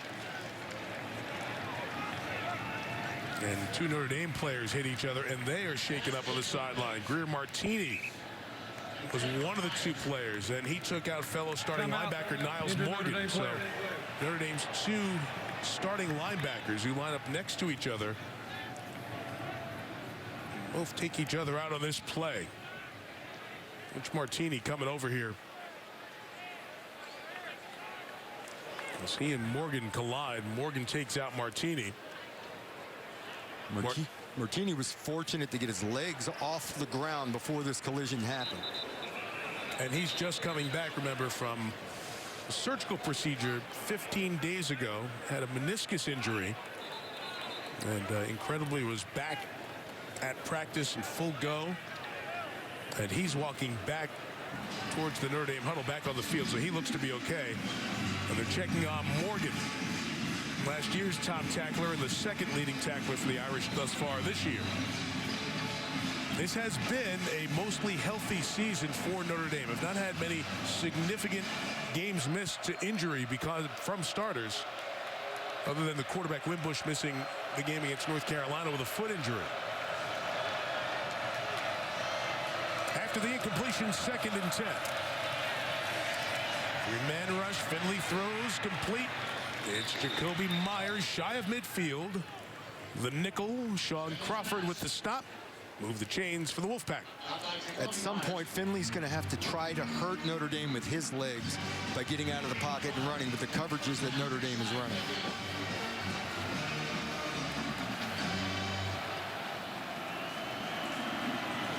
Down to 1:20 to go. Again, same look from Notre Dame with a 3-man rush, and Finley incomplete. Contact, here comes the flag. That's the correct call. Samuels was the intended receiver. Hand was on him throughout, and the flag was thrown from in front of the NC State bench, the official on that side.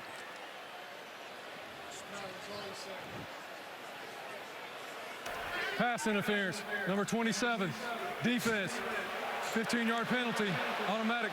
First down. Interesting, Samuels is now starting to chirp with Sean Crawford. Yeah, it was Crawford. It wasn't 27. It was 20. And he bends around to go to the middle of the field, and Crawford grabs a handful of jersey, no doubt about it. Beautiful throw. And full credit to the official on that far side who couldn't see that. And somehow the official, and each one has their own eligible receiver, but no one on the near side could see that complete. Yeah. I was throwing it from up here. I just couldn't reach the field. That's another wrong number. 20 is correct. Niles Morgan, 5 for the Irish, is back in the game. We saw him go out with injury a couple of plays ago. North Carolina State mounting a good drive here. They're at the 35 with $1:15 till halftime. And they get the ball to start the second half. And as he throws, Finley complete for a gain of about 6 or 7 yards. And one more time, it's Myers. Finley slow to get up, and the Wolfpack take a timeout. This is one of those RPOs. He sees an opening, so he pulls it on a run play and throws the quick pass. Gets a tough completion, takes a hit for it. That's the chuck and duck, right? You turn it loose and turn that back shoulder. You can see he's still feeling the effects of that Dalen Hayes hit. Ineligible downfield. Number 70. Offense. 5-yard penalty. Well, repeat first down. There's your RPOs for you, Coach. You know, you're trying to get away with calling a running play and throwing the football at the same time, and you figure the ball will be out quick enough that people aren't downfield. And everyone around the country does. No charge timeout from North Carolina State. No charge timeout. What is it, 3 yards? Yes, the RPOs are the run-pass option plays that everybody seems to be running now in college and pro football. And in college football, you have a 3-yard belt the offensive linemen have to stay from the line of scrimmage before they can go downfield and be illegally downfield. And number 70, Jerome Prescott, got 3 or more yards down. Backs him up 5, so as you heard, the timeout is washed away because of the penalty. It's 1st and 15 at the 40. And the Wolfpack still have 2 chances to stop it.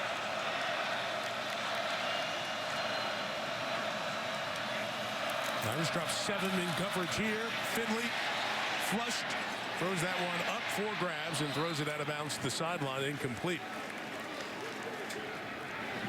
Julian Okwara coming in again. So the sophomore class for Notre Dame, Doug, Dalen Hayes, Julian Okwara, Khalid Kareem, Anakumbo Okindiji, we thought we'd see a little bit more of this year. We haven't, but those guys, the sophomores, they're the edge pass rushers that have had a bigger impact as this season has gone on.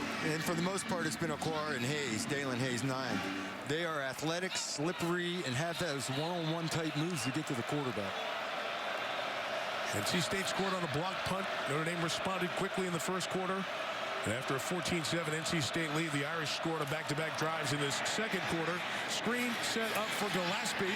And Reggie Gillespie's brought down on a good tracing play by Tavon Coney.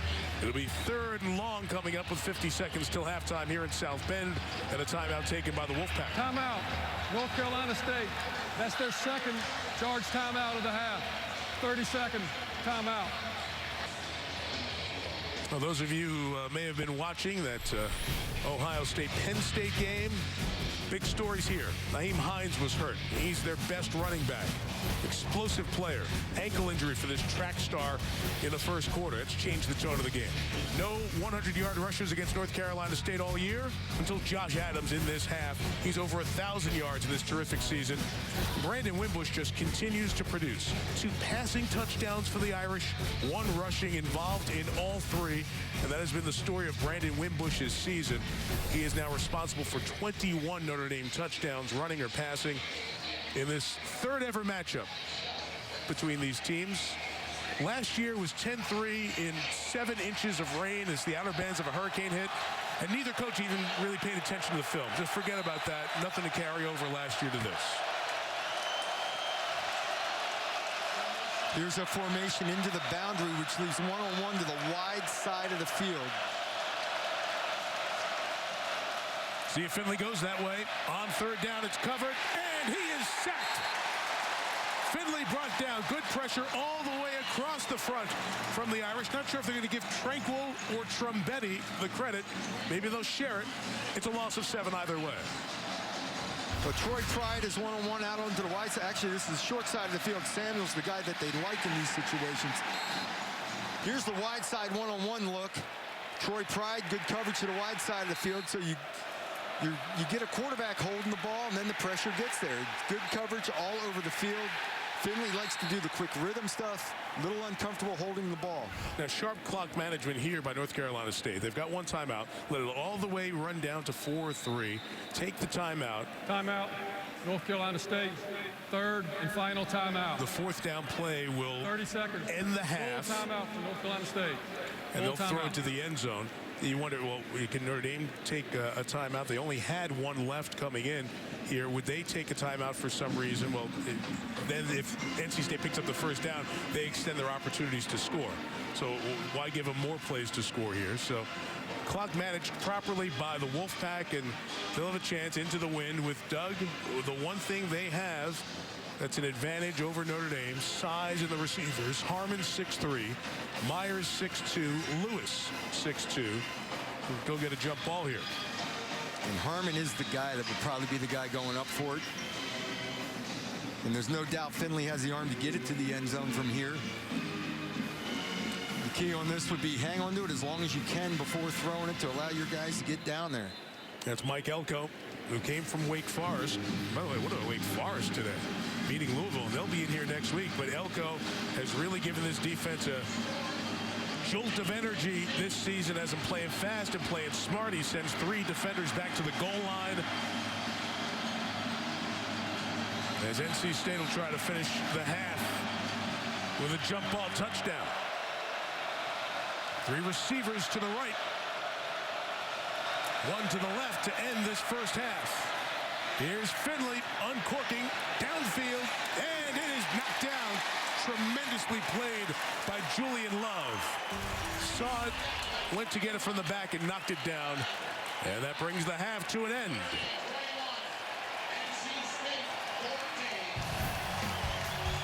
NC State gets the ball to start the second half.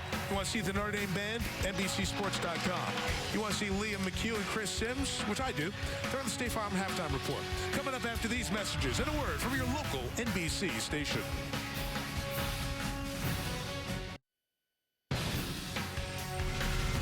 Welcome to the State Farm Halftime Report. Back at South Bend, we have got football weather, and we've got a playoff elimination game. And at the half, number 9, Notre Dame leads number 14, NC State, 21-14. It's the State Farm Halftime Report. Let's show you how we got there. Early first quarters, Chris, special teams playing a huge role today. We'll see it in that Penn State-Ohio State game. We saw it here early on with the punt block. Big block punt. Makes the game 7-0 right out of the bat. And that's the way NC State wanted to do it. Give their defense a lead early, try to take that Notre Dame run game away. But later, 14-14, Kevin Stefferson.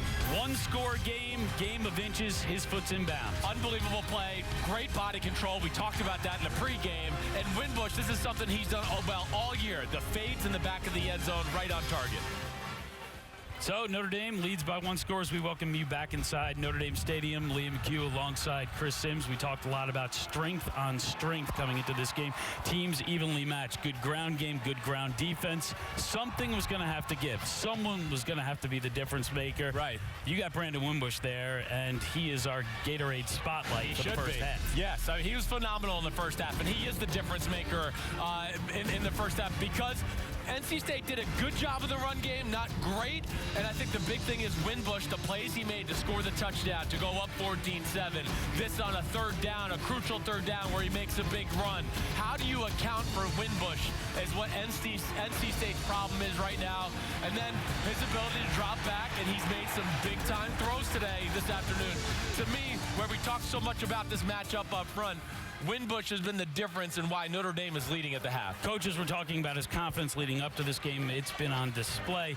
You know, before the game, Dave Dorney chatted with Catherine Tappan, and they were talking about that ground game against NC State's defensive front, and he said, this is going to be an old-school fight. He had a smile. Right. He was looking forward to it. Right. They're at the half. How does he feel about it now? Well, I don't think he expected Josh Adams to have 100 yards by halftime.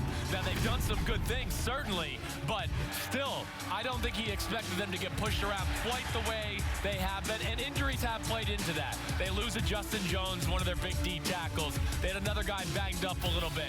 But regardless, it's just showing the talent of this Notre Dame offensive line. They're capable of moving the ball and moving defenders. It doesn't matter who it is in college football. And then you talk about some of the good with the defensive line at NC State.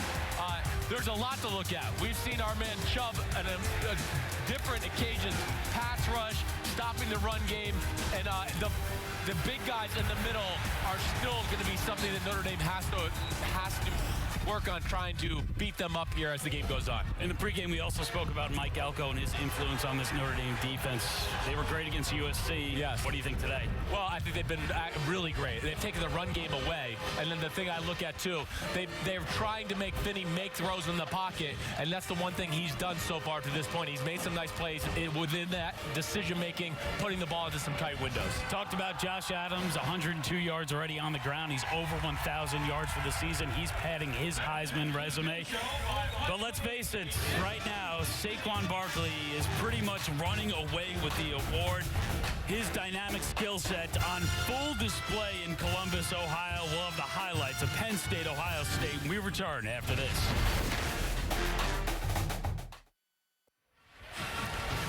Back here in South Bend, a cold late October day. Right now, Notre Dame leads NC State 21-14. So NC State, of course, coming off the bye. Speaking of coming off the bye, Urban Meyer has won 20 straight games coming off his bye. It also means he had 2 weeks to prepare for Saquon Barkley. Nothing can prepare you for Saquon Barkley. Yeah, as evidenced by this. The opening kickoff of the game, 97 yards untouched. Well, hey, we talked about Josh Adams being a Heisman contender. This kid's just special, plain and simple. He's top 10 draft material. Ezekiel Elliott, Leonard Fournette. That's all I can really say. I'm amazed by him week by week. Other weapons on this team. Up in Ohio State fumbles, Trace McSorley to Deshaun Hamilton. Penn State up 14-0, and then it's Barkley again, and what a cut, and then he explodes. This is Ohio State we're watching. This is one of the best defensive teams in football. Tons of speed and talent. And he is making it look easy right now, Liam. Penn State up 28-17. Barkley with a touchdown in 15 straight games, the longest active streak in the nation. It's the most points ever allowed in the first half by an Urban Meyer coached team. The only team to beat Notre Dame this season, number 3 Georgia at Florida, the world's largest outdoor cocktail party. The only people having a good time, though, are the Georgia fans, because it's Bradley Chubb's cousin, Nick Chubb, 6-yard score. Just like that, Georgia on top, 7-0. Later on, it's Jake Fromm. We saw the freshman here, still getting it done to Javon Wims. Yep, great throw here just to give his receiver a shot.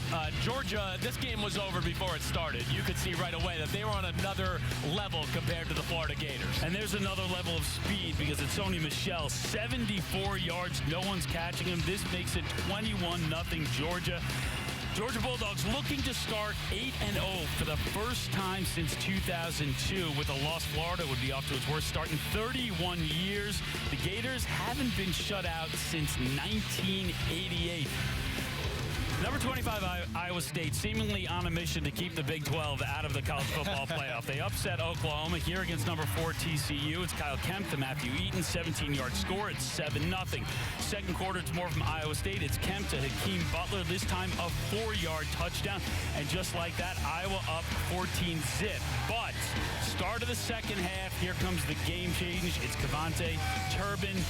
Kickoff return, 94 yards. TCU right back in it. Well, that's the one thing when you see TCU on TV, man, are they fast at some certain positions. It shows it here. Liam, I'm not sure a Big 12 team deserves to be in the Final Four conversation, quite honestly. It's questionable right now. Iowa State ranked for the first time in a dozen years, looking to start 4-1 in conference play for the first time in school history. That one early on in the third quarter. Number 12, Washington, looking to stay in the college football playoff mix, taking on UCLA second quarter. UCLA, the unusual formation, Josh Rosen, Jordan Wilson, touchdown. This is what makes Rosen so good. He's a quick decision maker. He's a really accurate thrower of the football. He does a lot of good stuff. Ensuing kickoff, Savon Ahmed, 82 yards. Kind of story of UCLA.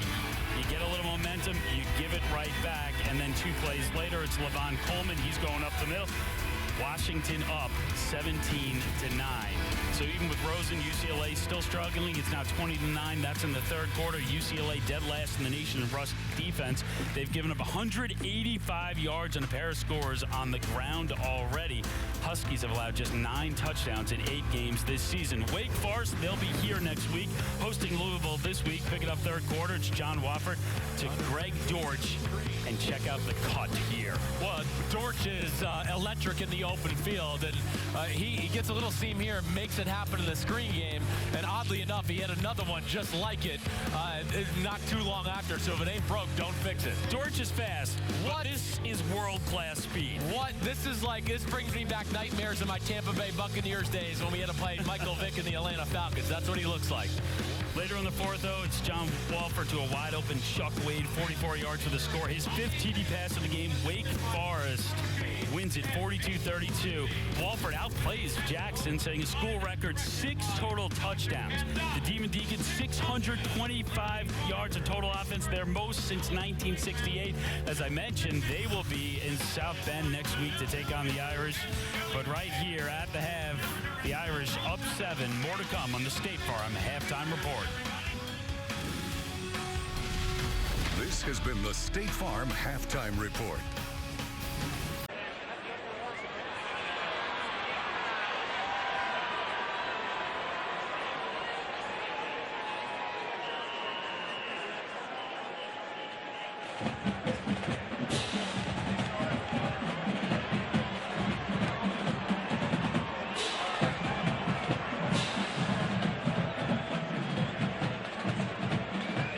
Ladies and gentlemen, please welcome once again the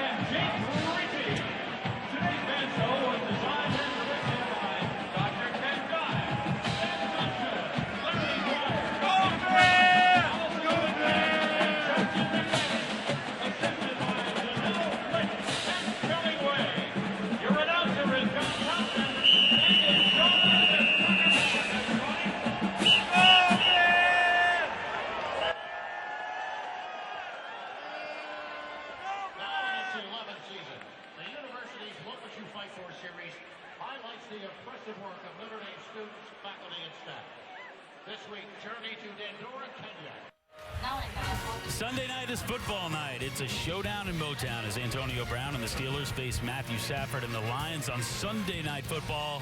Mike Tirico and Dan Patrick host Football Night in America at 7 Eastern only on NBC. Take a look at what NC State has done in the first half throughout the season and today. The struggles, the rush yards, they're obviously way down, just 20 today, but they're allowing rush yards as well, and the penalties have been an issue. Nyheim Hines getting injured in the first half and not returning to the game is a huge factor there, but you think about Jalen Samuels, that Swiss Army knife player, came in with 54 catches in this season, one in the first half. How do they get more involved? Yeah, they're going to have to get him more involved without Hines in the game, but they got to give him the ball at the running back position. I was impressed to do my studies watching him there. Throw some screens. I don't think that North Carolina State's going to be able to depend on just running the football at Notre Dame. It's going to be about Finley throwing the football at the end of the day, and I'm not sure they're equipped to win that type of football game against this Notre Dame football. He hasn't thrown an interception all season. Right. Perhaps he has to take some risks going forward. His team is down 7. Now, throughout this football season, we're taking a look at some of the unique things that Notre Dame does off the field. Today, we learn about a team of Notre Dame economists who studied why businesses fail and how to change the cycle in Dandora, Kenya. And here come the Irish. Second kick and is blocked. NC State on it for the touchdown. Bang, bang, the Irish right back. Finley fires end zone. What a grab! Touchdown! Kelvin Harmon. And Wimbush cuts to the right and into the end zone for the touchdown.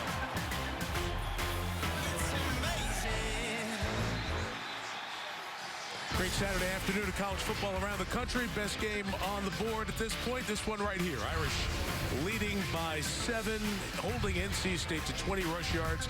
They missed Nyheim Hines, their running back, with an ankle injury in the first half.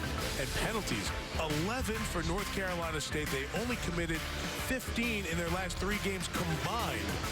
And that is part of the reason Notre Dame's been able to take this edge on this very cool and damp end of October, typical South Bend day. Feels like it's below freezing. First time we're talking wind chill all year. NC State deferred after winning the toss to start the game, so they get the ball to start the third. Jalen Samuels, after good hang time, will take this one out, and he just gets back to the 20-yard line. And here's Catherine Tappan. Well, Mike, you were talking about those turnovers. I spoke to head coach Dave Doran at halftime. He said he was not happy with the team's mistakes and penalties that they made there in the first half. He said, we've got to play cleaner and more focused. That's all there is to it. And for Notre Dame, Brian Kelly told me defensively, Ryan Finley can make great throws. We have to figure out a way to get off the field on third down, Mike. Tap, what's worse down there, the cold or the wind? I don't know, but it's getting harder and harder to talk. My lips are frozen, so I like where you guys are a lot better. Yeah, it's okay up here right now. All right, Catherine, thank you. North Carolina State's going to be going into this wind, Doug, which seems to be picked up just a little bit as we get through this third quarter. Ryan Finley, their quarterback, who has not thrown a pick since late November, continues his run, and he gives to Samuels here. That's a good first down run for North Carolina State, and they need to get him going in this second half. They really do. They need some semblance of a run game to take some pressure off the pass game. They came in with their fullback in that set, though. Now they're going a little 2-back run. You just follow 48. Follow your fullback, and you will find the football. Yeah, the Cole Cook, graduate student, 6'6", 250. He'll throw it this time. He's an edge block to send Myers into the secondary. Jacoby Myers picking his spots and picking up 8 yards. It was one of those halftime adjustment things you look for right away, and that's what North Carolina State's offensive coordinator, Elia Drinkwitz, is featuring here to start the second half. Yeah, he needs to get a little 2-back run action going. Okay, fullback's now back out of the game. No, he's still in there. There we go. So he's trying to create something with 2-back offense. Usually you follow your fullback. And there goes Cook. Good call, Doug, but he can't take care of everybody. Dalen Hayes off the edge. Took that play to the boundary away. Limits the gain. Sets up third down. Well, they just string this out. There's really nowhere to go. You play from inside out. Push, push, push. Nowhere to go for Samuels. And when I say follow your fullback, there's a lot of misdirection that goes on with bootlegs and different actions, but the fullback is usually the direction of where the ball is going to end up. As we see the 34-year-old Drinkwitz for the first time this season, we see snow flurries in South Bend. Very light. Not expecting much precipitation, but October 28th it is. 3rd and 4. Irish rush 5. There's time. Finley throws, and it is held onto by Kelvin Harmon for the first down. So good in the air going for the ball. And the Wolfpack moves the chains with a gain of 20. This is a strong arm throw to the wide side of the field. The corner's rolled up. There's a dead zone out there, and he drills it way out to the boundary and sticks it in there between a safety and a corner. Way to go up and get the ball by Harmon. That's the level they're going to have to attack, because the short passing game is being taken away. It's that middle level. First down throw, pump, go deep down the sideline, right back for Harmon. And it's incomplete. Julian Love over here on coverage. Well, they went for a double move again on Julian Love there, which they hit earlier in the game. So they're realizing, hey, Notre Dame's taking away the short passing game. Let's get to those intermediate range, or if they're one-on-one, let's go for the home run. How important was this drive? Coming out of the locker room at halftime, you saw how they're treating your stuff. You've made adjustments. Was this important mentally for a team? No doubt about it. It's you're making your statement and gaining your confidence into the second half. The running back is Gillespie, and he's going nowhere. Khalid Kareem, who got a game ball for his performance against USC with a couple of sacks, is on the other side of the line of scrimmage, limits the gain. Here comes 3rd and 10. Well, like you say, you had a chance to go and get these ideas. We're going to do this, this, and this, and let's execute it. We think this is our best opportunity. Again, when you have a two-back run, Samuels is now basically playing a fullback position. Good job of penetration. Notre Dame's defensive line, unheralded coming into the season, has been very good. 3rd and 11, no flag down. NC State's offensive line didn't move, and the pass is intercepted. First time he's been picked, and Julian Love's got a convoy. Left 30, left 20, Love down, touchdown. The O-line was standing still. They were waiting. The play looked awful to begin with for NC State, and looked glorious for the Irish. Finley finally throws a pick, and it's a pick 6. Bradbury, the center, feels the pressure come from the outside. He feels the jump of the defensive line. He snaps the ball before the snap count even happens, so the line is taught to freeze. The center, if someone's jumping offside, snap the ball on your own, we'll throw it away. Finley was trying to throw it away, he ends up getting intercepted. It goes the other way while the offensive line is sitting stationary. But basically, he thought Notre Dame jumped offside, so he snapped the ball. What a crushing turnover for the Wolfpack and their fans. Justin Yoon adds that extra point. The pressure was coming off the edge from Sean Crawford. He brought that blitz from the slot, and it messed everybody up. Not ready to snap it, he snapped it. The guy who never throws picks throws a pick 6, and the Irish lead by 14.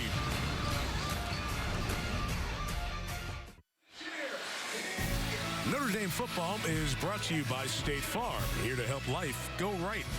By Coors Light, whatever your mountain, climb on. By Bose, get closer. And by CarMax, drive what's possible. A tie that binds these schools, the great Lou Holtz. NC State 4 years in the 70s, 4 bowl games. Of course, a terrific 11 years here at Notre Dame with 100 wins, including the 1988 National Championship season. And to Coach Holt's credit, NC State in the 70s, 4 bowls, that's when we didn't have 57 bowls a year. There weren't many bowls. I reached out to Coach Holtz. He was able to watch and enjoy the game today at 2 schools that he has a great affection for from over the years. So 340 is where the odometer stops on the passes without a pick for Finley. Now in a 2-score hole, Jalen Samuels tries to change it.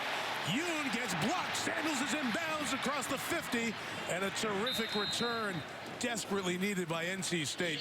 And they'll start at the 42. Let's go back to what happened, Doug, on this interception. Well, Jerry Tillery is the nose guard, and he flinches. The center, Garrett Bradbury, thinks he's offside, so he snaps it to try to pick up a free 5 yards, but Tillery stays onside. The ball snapped. The offensive line is taught when it's snapped early with no cadence, freeze, stay there. Injured Notre Dame player. Then Finley decides, usually he has a chance to throw a free play, throw a go route or something. There, I believe he was just trying to throw the ball out of bounds. The ball never made it to the boundary. Interception back the other way.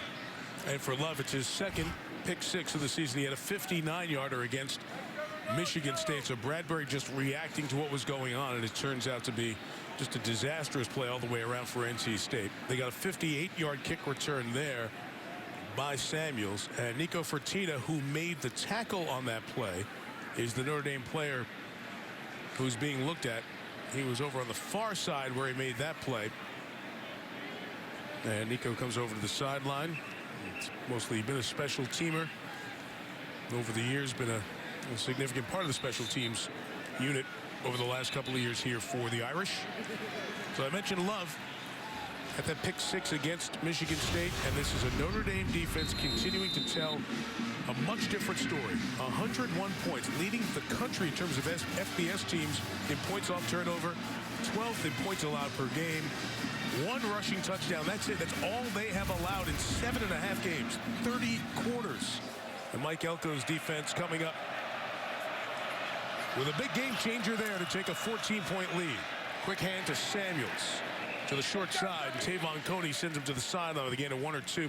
And it's a third Notre Dame player I've seen go back at Samuels. So obviously he has gotten their attention, and there's a little conversation going on down there. He's a competitor. He's tough. He'll mix it up. His blocking is much improved, so he's mixing it up on every play, whether he's carrying the ball or not. And Notre Dame realizes he's the one big weapon out of the backfield now.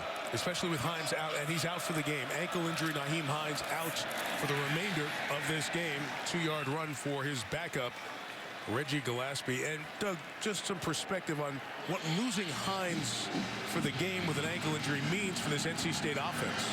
Well, he's a former wide receiver, so he catches the ball out of the backfield as well. Yep. He was a threat in all kinds of matchup situations, kick returns, punt returns, you name it. He's had explosive plays from everywhere on the field all year long.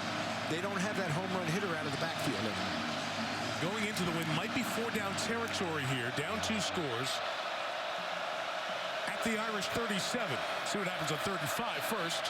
Finley getting it hit as he throws, and it's complete. Boy, did he hang in there. What a job. First down caught at the 30-yard line by Kelvin Harmon. Tavon Coney, it comes on a delayed blitz. You'll see the protection. Everybody gets set. Coney's going to come from the middle.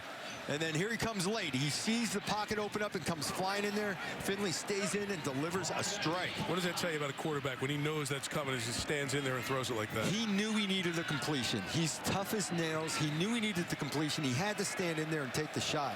And he did. He's tough. He's an NFL caliber quarterback. You think so, huh? 6'4", 210? Pocket passer. They blitz Watkins off the edge. They can run a long way this side. Gillespie to the 15-yard line. So Watkins was coming down from the corner, and the Irish were down a tackler on that side. And a good run by Reggie Gillespie the second. That's encouraging for NC State. They finally creased one to the outside. They need to offset. It just feels like the only way they're going to move the ball is throwing it. They need to be efficient when they run the football. And the 2-back runs have given them an opportunity. It's the longest run of the day for North Carolina State. Fake to Samuels. Finley scans the field. Gillespie hit in the open field by Love. Almost no gain. You know, I say Finley's an NFL caliber guy because of his decision making. He stands tall, delivers a beautiful ball. A lot of guys can do that, but he's smart. Yeah, smart. I know that the interception return for a touchdown looked ugly because of all the things that happened there.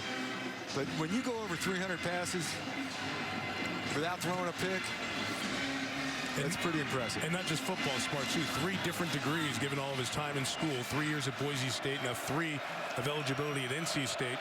Got the extra year because of a broken ankle in his last season at Boise. And he's running the show at the line of scrimmage. Oh, and they lost that snap. Throw it away. Samuels on it. Got away. There aren't many Notre Dame defenders on this side. Terrific open field play by Nick Coleman. A sensational play by Coleman. If he doesn't get off his block and make a tackle, near disaster for NC State was going to turn into a good play. Finley's worried about the play clock, hustling up, trying to get the ball snapped, and then the little panic in the snap, and the ball shot past him. Samuels, great reaction by Samuels. If Finley took it, he switched his eyes. Just a sec, turned his head. The very last second. Now Samuels can throw the ball. He's thrown passes before. He could have thrown that thing away and saved some yardage. He was thinking about it, but did he have guys downfield? He wasn't sure there. 3rd and 17 after the loss. Irish have shown pressure and backed out of it most of the game. It's a screen. It's Harmon picking his way through would-be tacklers. Yards short of the first down. Interesting choice coming up here. Boy, great call. Great execution on a 3rd and long to just throw the wide receiver screen. No hesitation from Dave Doran. The coach sent his tight end out there. Going to go for it on 4th and 1.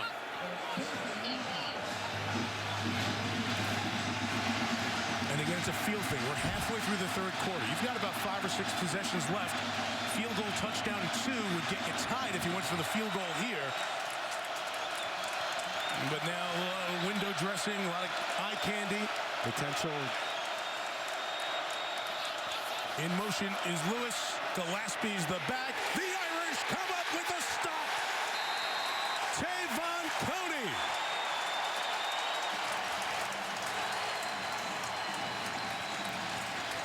Coney in the middle of the field. He's just sliding and scraping. The defensive line occupies blocks. He slides to the gap, fills his gap full speed, and delivers a blow. Number 4. The Irish defense, difference makers this year. Slam the door on the Wolfpack.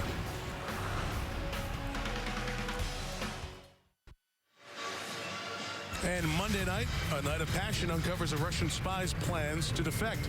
Can they trust him? Or is he luring the team into a deadly trap? It's the brave new Monday here on NBC. Mostly cloudy day, sun setting behind the Golden Dome here in South Bend. The Irish come up with the 4th and 1 stop. Get the ball on offense for the first time in this second half, leading 28-14. Each team has a score not by their offense. North Carolina State on a block punt. The Irish on a pick 6. First down read by Wimbush. He keeps it. He saw Adams was going to get hit. No gain there. All right, Doug, let's go back to this 4th down and short decision. Well, usually in short yardage, NC State looks for quarterback sneaks, but both gaps are covered because the linebacker was walking up, so they went with the play called and ran the football. It's the decision to go forward on 4th and 1 that we'll talk about in a second. Here is Adams running, and Josh spins to 14. It's 3rd and a couple coming up. Okay, so that's the decision on the play call itself. The decision overall by Dave Doran halfway through the 3rd quarter. What may influence a coach to decide to go for it down there? I was thinking go for it as well, because what happens is you pick up 16 on 3rd and 17 and you're knocking on the doorstep. You feel good about your offense and you want to go for it. Okay. And that momentum makes you feel the confidence in your offense and you want to go get it. And your offense wants to go after it. You've got to step back at a head coach, evaluate the situation. As a quarterback, I love going for it on that situation. Not emotional, you're thinking, get within a field goal, touchdown, 2-point conversion, plenty of time ahead. Adams 3rd and short, looks like he's down shy of the marker. Line judge comes in for the mark. And we'll check where they put him. Arius Moore made a terrific play diving in.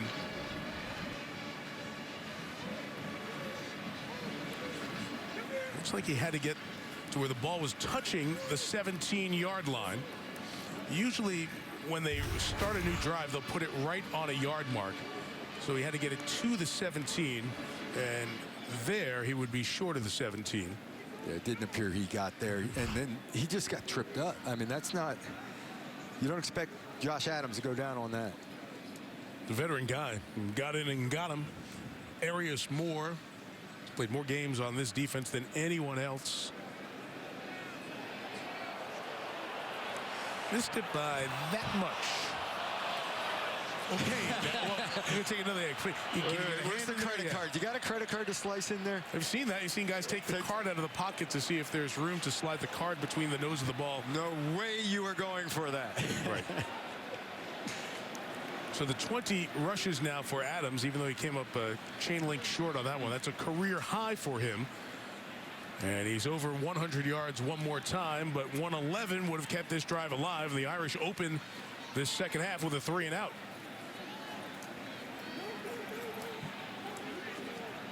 So NC State should get good field position off of what they did on the last drive, even though they got stopped on the 4th down and no points.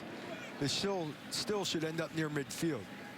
Even though, you can look at it as they lost 3 points there, but it depends on what they do on this drive. Tyler Newsome hasn't had his best game yet punting. He's at 15 50-plus yarders. With the win, that would be a big positive for Notre Dame right here. Nosing around, trying to get outnumbered on one side. It's the way they got the punt block earlier. Takes this one away. It's tough to catch, and Locklear makes a fair catch of a 42-yard kick at the 41-yard line. So the Wolfpack will take over, try to build their offensive momentum from the third quarter start that ended up in being stopped. Leave it with a game break. Number 2 Penn State, number 6 Ohio State. 28-20 Trace McSorley looking for DeAndre Tompkins. Denzel Ward seems to come away with it. The two players are wrestling. Originally called an interception, but upon review it's overturned. It's ruled a touchdown. It's 35-20, Mike. Wow, interesting there. Meantime, in Ames, Iowa State surprising TCU. TCU's only score kickoff return to start the third quarter. And in the world's largest cocktail party, although they don't like to call it that anymore, it ain't no party for the dogs, or for the Gators. The dogs are cleaning them out 35-0. Tough times for Florida. Meantime, Georgia, the only loss for the Irish by 1 point here early in the season, continuing its role at number 3 in the country. Liam will keep us updated on those games. Here, North Carolina State takes over, down 14, and Reggie Gillespie will run for 2. He's a good back. He's a backup. But they are really missing Nyheim Hines. We talked to Nyheim this week. We are so excited to watch him play. Not just a track guy, but a track star. North Carolina State top 4x100 relay team in the ACC, 7th in the country. Hines ran the lead leg of that 4x100 for the Wolfpack last year, and he has enjoyed his successful junior season on the football field. Injured his ankle early, as Catherine told us, out for the remainder of this game. 2nd and 8, Finley to Samuels. Stiff arm and out of bounds in front of Tavon Coney.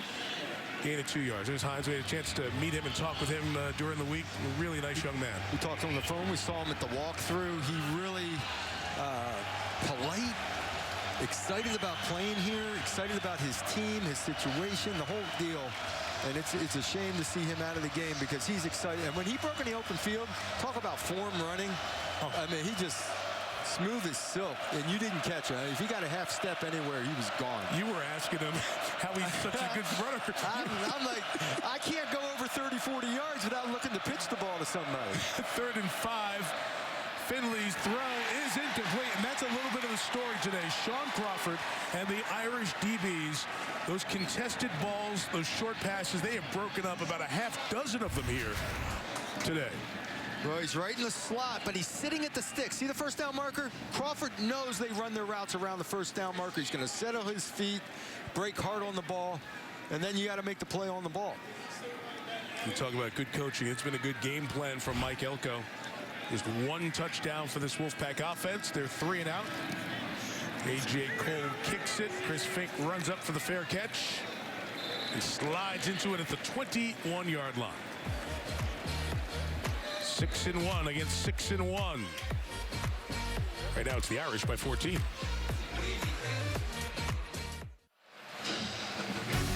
Well, down the stretch for NASCAR, the playoffs reach the round of 8. Martinsville tomorrow. Jimmy Johnson, the 7-time champ, among the drivers still eligible in quest of a record 8th title. It's NBCSN 3 Eastern time tomorrow. There you see the 8. One of them will be the NASCAR champion for 2017. Martin Truex has been the man. 7 wins this year. We'll see what happens. Martinsville tomorrow, 3 Eastern time on NBCSN. Back in South Bend, Irish by 14. Wimbush first down pass. I believe it was deflected. It's incomplete. James Smith-Williams, one of the rotation of second team, but still good defensive lineman in there, as Bradley Chubb, the star of this North Carolina State defense, gets a break. It's part of their plan. They want him fresh for the 4th quarter. That's why they try to rotate him. Josh Adams, big opening Adams. Boy, he hit another home run. Adams on the run again. Another huge touchdown in this special season for Adams.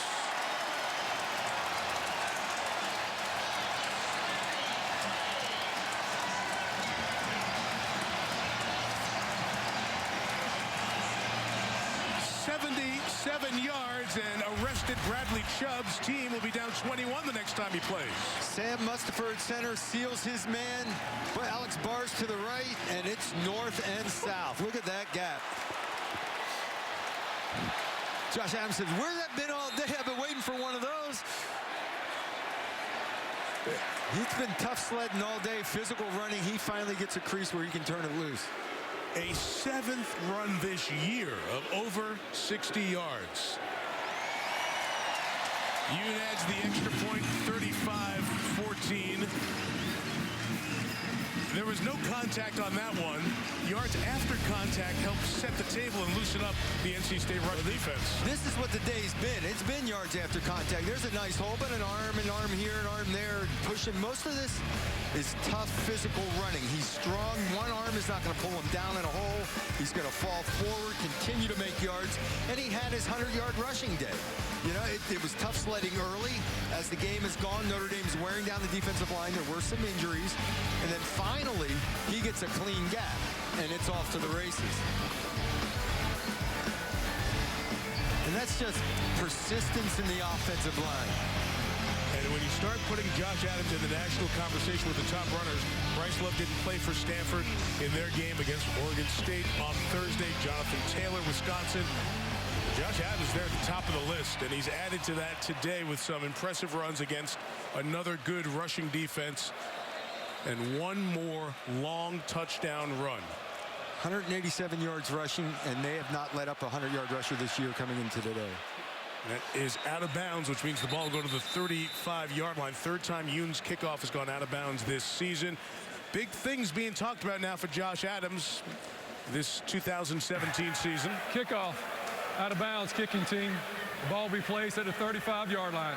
First down. Catherine? Well, to make sure their Heisman Trophy-worthy teammate was on the radar of the voters of the prestigious award, the Fighting Irish created #33Trucking, a modest trucking company that specializes in long-haul, smash-mouth deliveries, led by its lead trailer, Josh Adams. 6 members of the Fighting Irish donned the trucker hats as part of the promotion for college football's most hallowed trophy, Mike. Yeah, and there are the hats that they're handing out now that is part of the campaign. Finley's pass incomplete. Another pass breakup, that time Nick Coleman. So the Irish ordered those to start the campaign. There have been so many different things sent out for Heisman campaigns over the years. Doug, when we were doing studio shows, we get a whole bunch of stuff mailed to us, right? This one was a little different. They wanted to try to do something that has the long runs, the trucking thing there. Guy from Pennsylvania, number 33.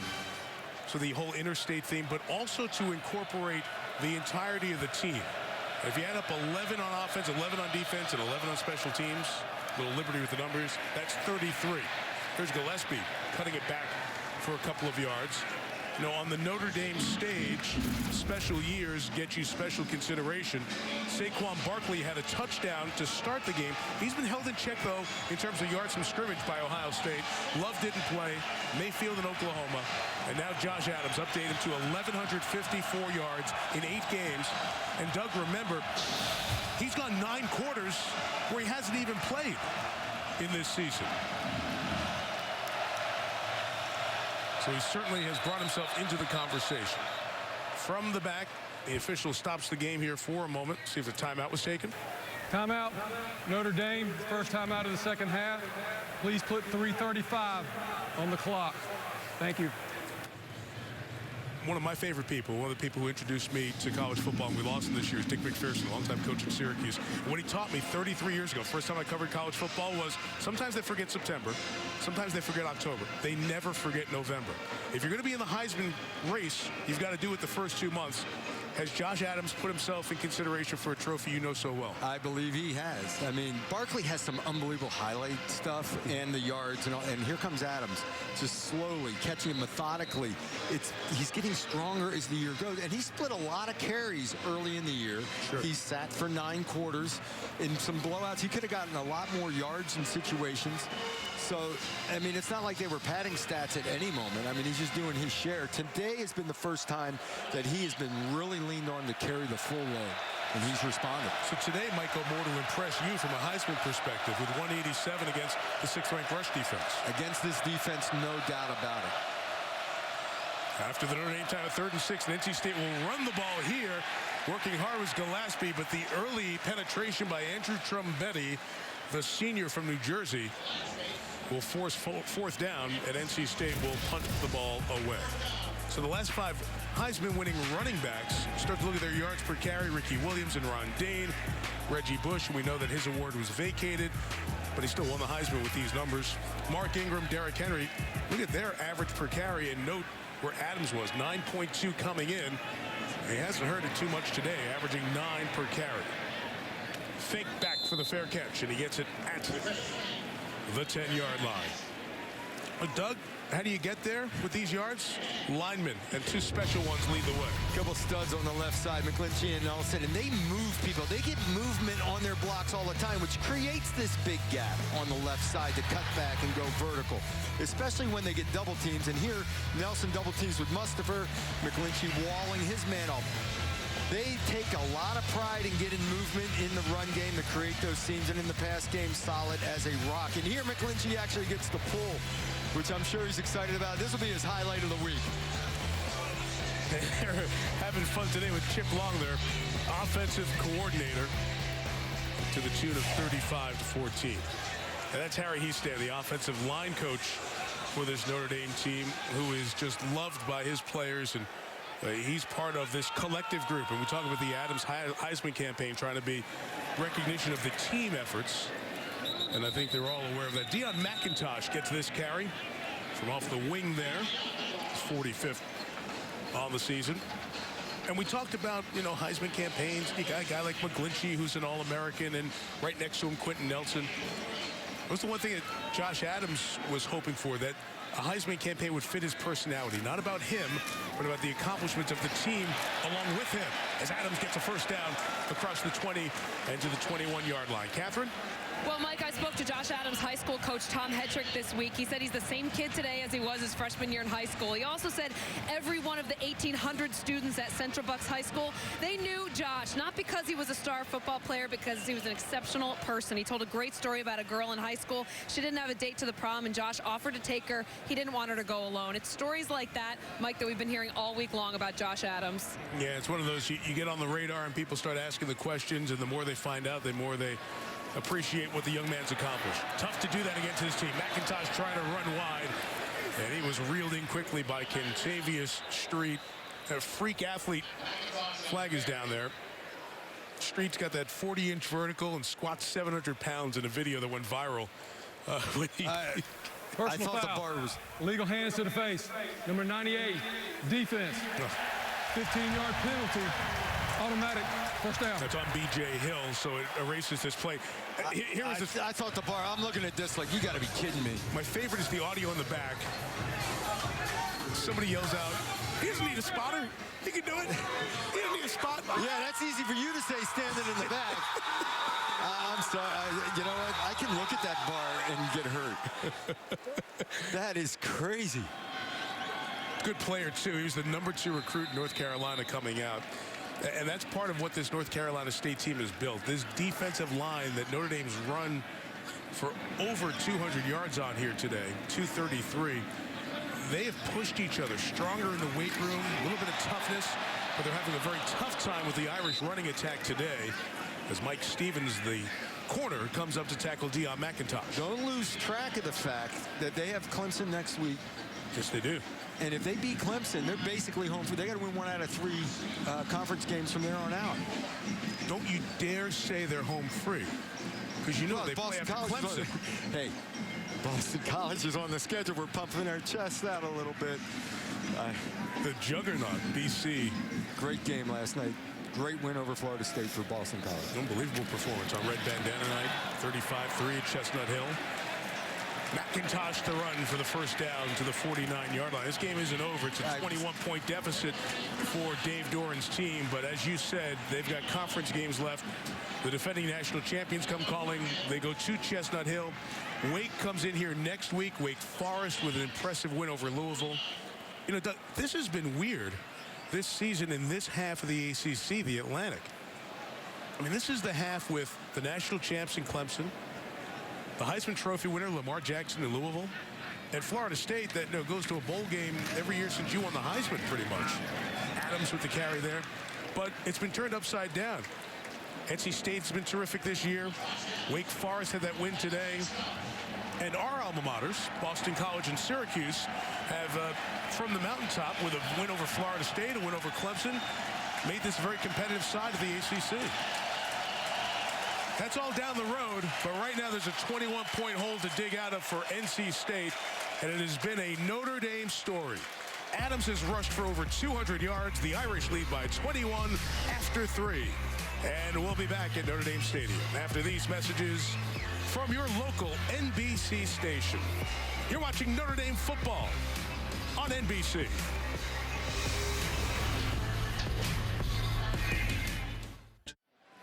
Off we go to the fourth quarter here at Notre Dame Stadium. Mike Tirico, Doug Flutie, Catherine Tappan. The Irish score all 14 in the third quarter, I should say, to take this second half advantage out to 35-14. It was 14-7 NC State. And since then, the Irish have scored 28 in a row. Josh Adams, who was over the 200-yard mark when this quarter began, loses a few there as Bradley Chubb adds another tackle for loss. Well, he hasn't stopped playing here. Working on McGlinchey, throws his forearm out. Actually, it was a crack block coming down from Durham Smythe. He just didn't get there. Chubb's not going to stop playing. He's the type of guy that could strip sack and pick up the ball and go the other way and turn this game in a heartbeat. It's one of the things that Notre Dame does on offense. We've watched them throughout the year play this no-huddle offense, and they back the tempo off as these teams do. You don't have to huddle, but can still milk the clock down to the very end. It's 3rd and 8, and Wimbush will throw here on 3rd and 8. And a rip it complete. Kevin Stepherson first down as he's thrown down at the 36-yard line. It's been a good passing day for Wimbush. 13 on that one. He's made some touch throws, some accurate throws, and here from the pocket, he's looking left, works his way all the way back across the field to the right, probably his 3rd option. Things we haven't seen from him earlier in the year. Shot play from the 36, downfield for Boykin, incomplete. Trying to get Miles Boykin. There was a little contact, so the fans wanted a flag, and so did Wimbush. Wimbush is saying, look up at the replay screen. We're going to go and play before. This is the last play. He's looking left. Watch his eyes. Work his way all the way back from the far left to the far right. Earlier in the year, it was one and done. So when Wimbush was telling the referee, Mr. Official, will you look at this, please? He's got it right. Hey, even Boykin's throwing the arm up, waving. I'm sure Dave Doran, the North Carolina State coach, is unhappy that his team's been called for 11 penalties. But they should have had 12. That's an all-time egregious miss. Adams to the 32-yard line. Jermaine Pratt with the stop. Pratt's had a nice day. One of the few bright spots for the Wolfpack.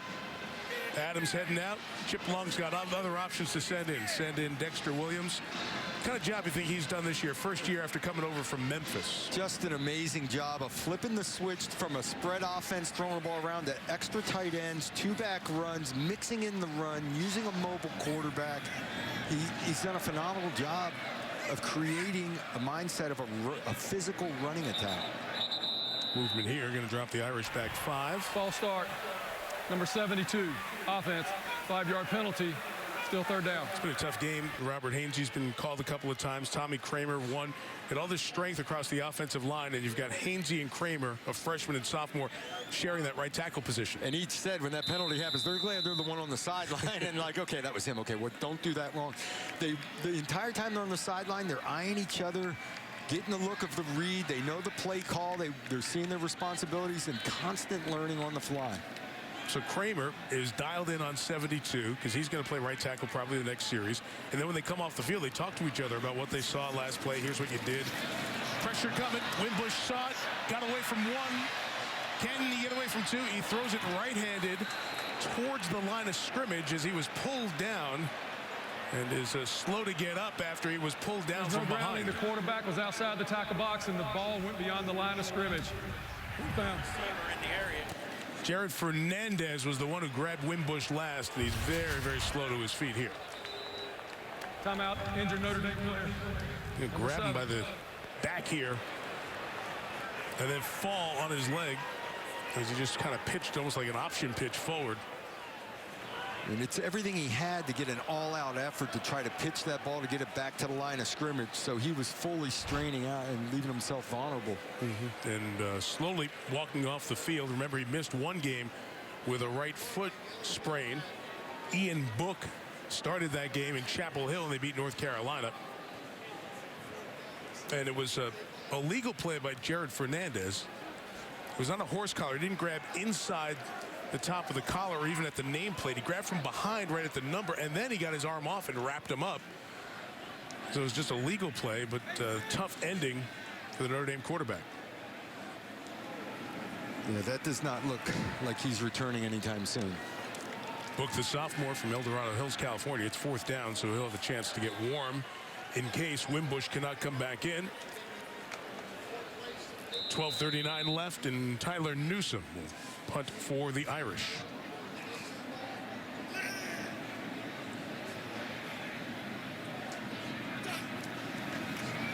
Big rush from North Carolina State.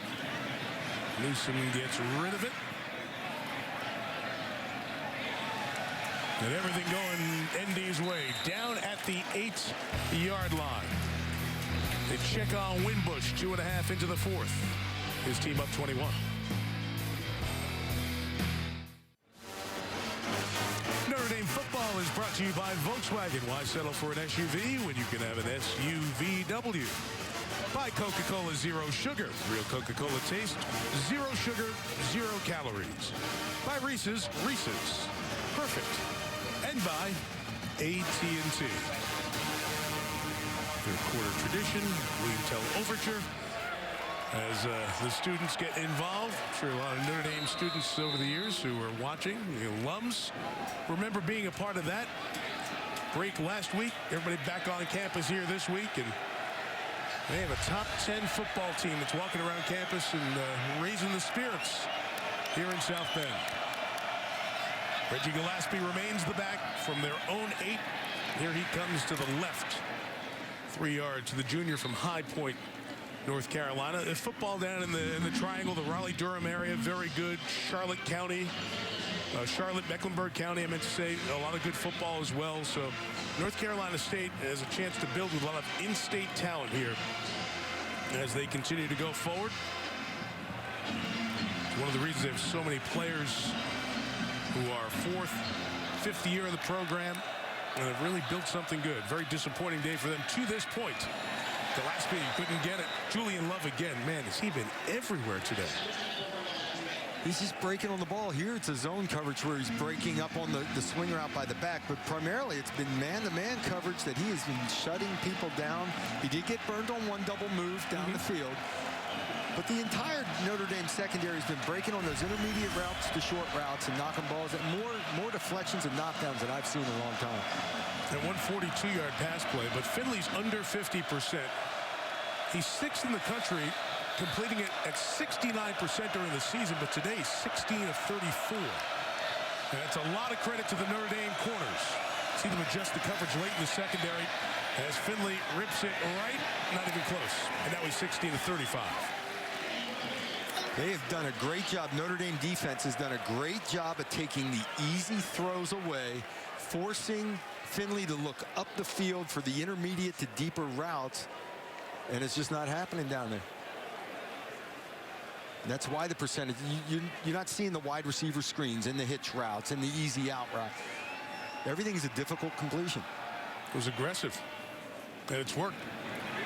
A.J. Cole kicks it with the wind. Fink back to get it, inside his own 40, made a man miss, and across midfield to the Wolfpack side at the 48-yard line. Solid return there.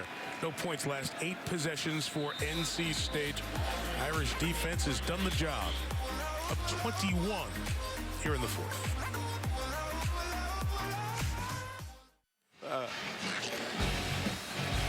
Well, Tuesday's Halloween. Wednesday, you'll see the Ghost, Shane Gostisbehere, and the Flyers taking on the Hawks at the United Center. We were at the Notre Dame hockey game, by the way. That'll be rivalry night, 8 Eastern on NBC. We're at the Notre Dame, Nebraska-Omaha hockey game on Thursday night. Just some highlights for you real quick. Yes, I scored $250 for air travel for someone. Flutie, the greatest athlete we've ever known. 3 tries.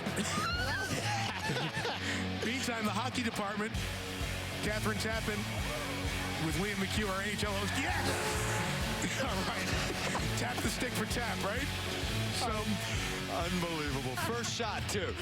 Tappan, we're carrying Flutie on the line here. The two of us are the scorers. I know. I swear Doug was at the rink at 6 a.m. the following morning practicing his shot. He was so rattled he missed it. Wimbush is back in for Notre Dame. First down. Taking a home run shot. Stepherson couldn't get there. Almost a home run ball and just a step away from a touchdown.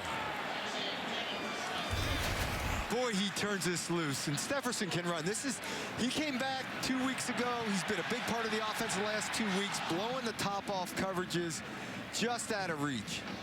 But he has opened things up for other receivers in this offense because of his speed. Natural playmaking ability, went up and they had a nice touchdown catch on the fade route in the corner, just tapping the toe. Been a big impact. Incompletion keeps the clock stopped. 11.5 to go here in the fourth. Josh Adams comes back to the left, and he'll gain just about a yard beside Bradley Chubb over there, the cousin of Georgia running back Nick Chubb, who we saw earlier this year. What about Bradley's work? He's dynamic. He really is. That when you run right at him, you're better off. Get in his face, get the push. Extra tight ends in the formations. Early on, he blew up the backfield. The penetration is what he's all about. Getting into the backfield, disturbing on pass rush, his speed, double team from 2 All-Americans. That shows you the concern. Notre Dame has been sliding the protection his way all day long. But Doug, that's what you do when there's a great player. You do those types of things. Try to run at them, wear them down, slide protection. They get extra attention, and it's paid off. They'll run that way again. A terrific run by Jared Fernandez, the leading tackler, the linebacker. All that attention on Chubb. 8 tackles, 3 for loss to add to his total. He's now up to 17 there. 7.5 sacks. He's in the top 10 in the country. Elite performer. I mean, he picked up an early sack, had a couple penetrations, tackles for loss. But as time went by and Notre Dame found ways to run the football, and most of the time, when you put him in space, he's been lights out. When they ran right at him or put a tight end in his face and ran the ball behind it, they had Notre Dame had better, more positive plays. 8 on the rush. The Irish pick them all up. Newsom's kick will go all the way back. So it will be 47 kick, 27 on the net. 3 and out for the Irish, but they still lead by 3 touchdowns.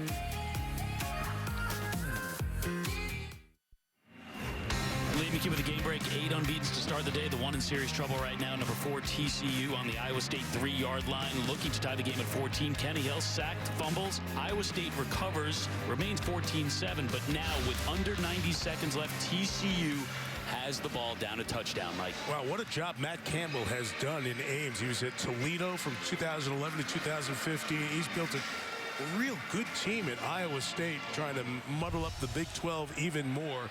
Chance to get the win. The only TCU score was on a kickoff return to start the second half. Here, 35-14 Notre Dame, and that pass incomplete. And the Notre Dame defensive backs have had their hands on so many passes today, Doug.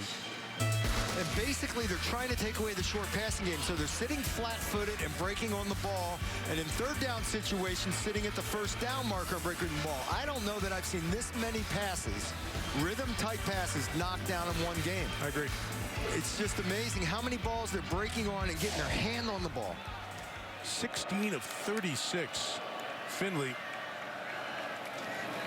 passing on the afternoon. Gillespie, Julian Okwara brings him down. No gain. And by the way, updating that game with number 4 TCU, they just threw a pick. So Iowa State, I believe TCU's done with timeouts. Iowa State's going to win that game, and that'll knock one of the unbeatens out at number 4 TCU, and that means Notre Dame will have a chance to move up in the rankings one more notch.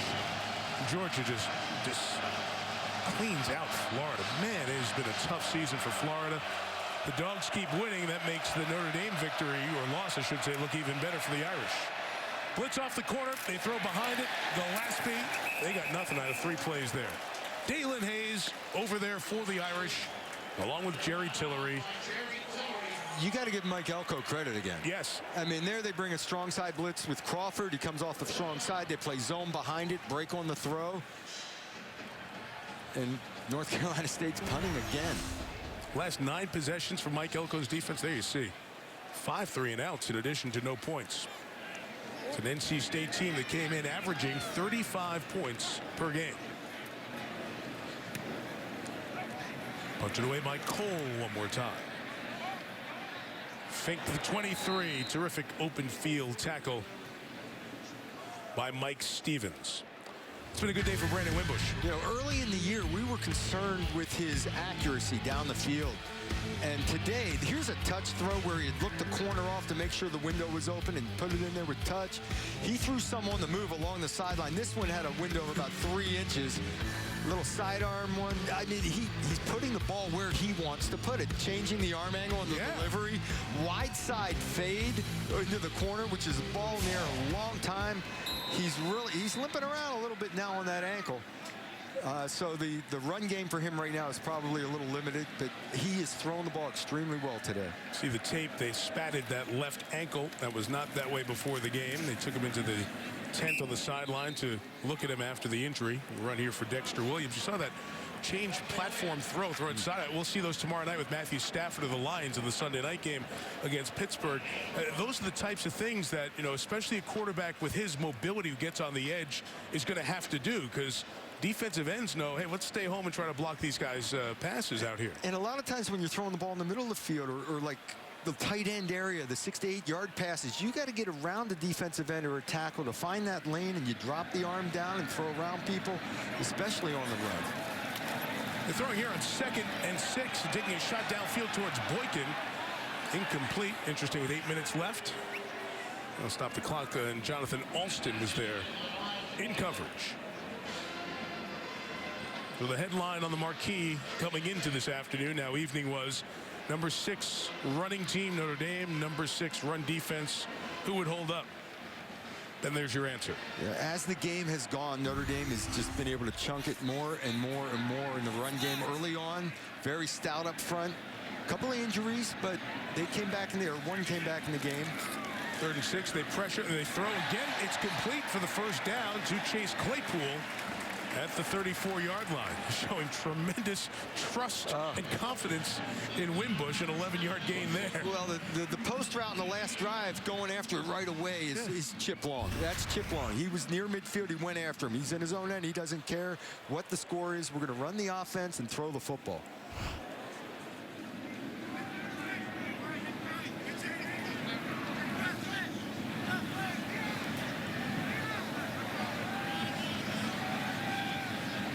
Notre Dame has won its last 5 games, all by 20 or more, leading by 21 here. And a run for maybe 2 yards for Dexter Williams. So we talk about the growth and evolution of players. And because they're at Notre Dame, or because they're a starter on a ranked team, you expect them to be finished products. And sometimes we forget they're 19, 20, 21. They've only played a half dozen games. And Brian Kelly was terrific with us talking about this.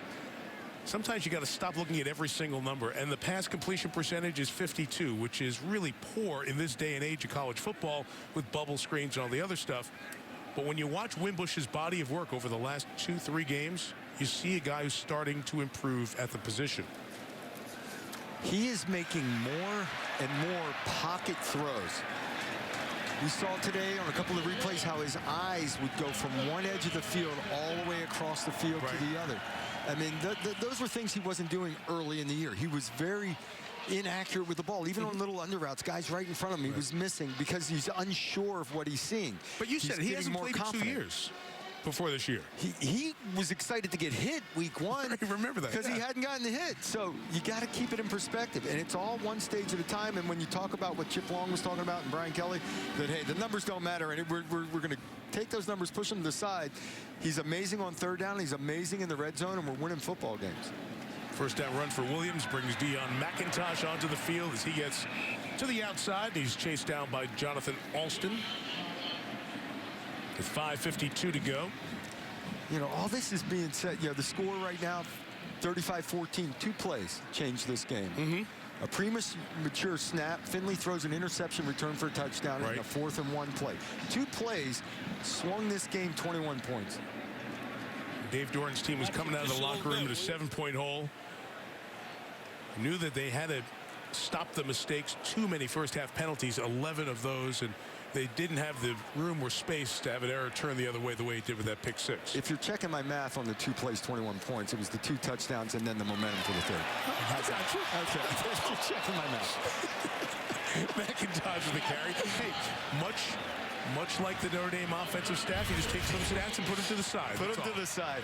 McIntosh gets his turn, and this one's nice and clean for him. Nice job by Durham. Smythe actually doesn't even have to hit anybody and kick out the end. The youngster putting it up in there, adding to the rushing yards. One of the things we highlighted at the start of the game was Sam Mustipher, the center, 53. He was going to have a battle with B.J. Hill and the good defensive interior players from North Carolina State, and he's done a very good job in that regard today. McIntosh again, another first down for the Irish with 4:44 to go. You know, Sam Mustipher last year in this game, in the rain, had a rough day. Right. This was a big redemption for him today to come back and have a strong. He's been great all year long, getting stronger and stronger, confident in that offensive line, and he's become one of the leaders. I mean, he's right on par with everyone else. He got stronger this offseason, so this was a big day for him.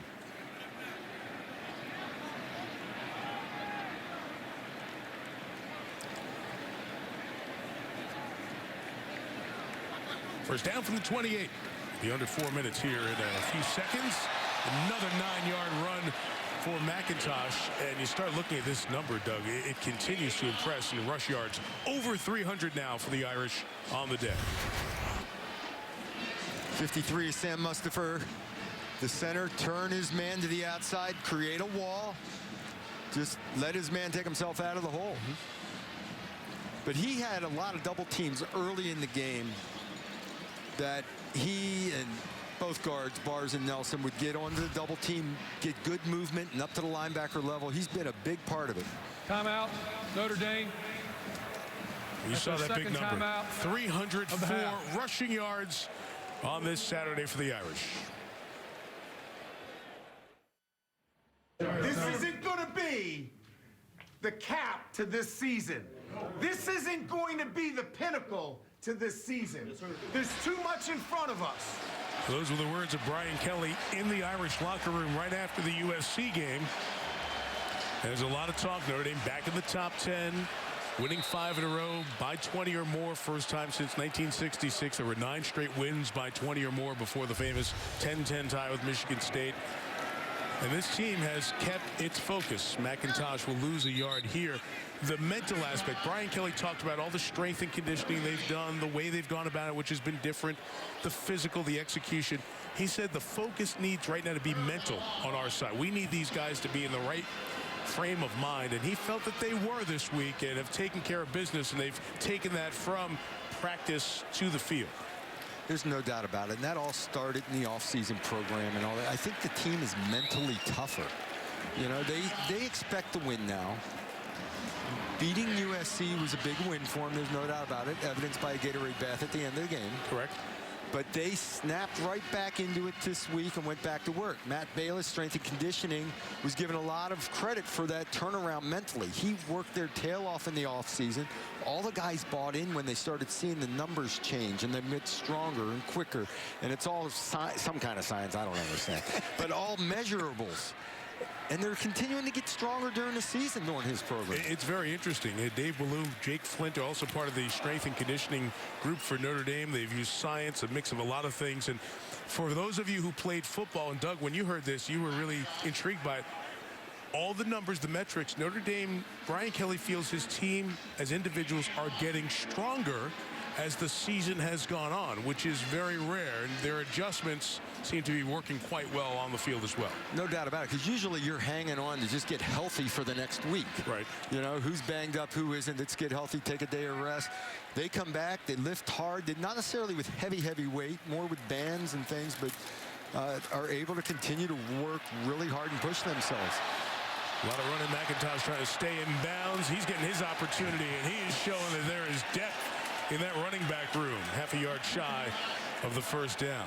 Next week, it is Wake Forest, who had a big win over Louisville today. A record-setting win, as a matter of fact, for their quarterback, John Wolford, and their receiver, Greg Dortch, who caught 4 touchdowns. So we're right back here next Saturday. The Irish figure to move up in the rankings with a loss or 2 ahead of the 3:30 Eastern time right here on NBC. Adams over 200 yards. His day done. His Heisman campaign, 33 trucking, is on the move. Williams inside the 5 to the 3-yard line. We mentioned Wake. Impressive for Dave Clawson, the head coach there, as they have really gotten their season turned around after 3 straight losses with the big win today. And there are the numbers for Wolford against Louisville's now shaky pass defense. So that's the next one. And when you keep winning, they keep getting big. And Brian Kelly's team all over that. There's the final score of the Louisville game today.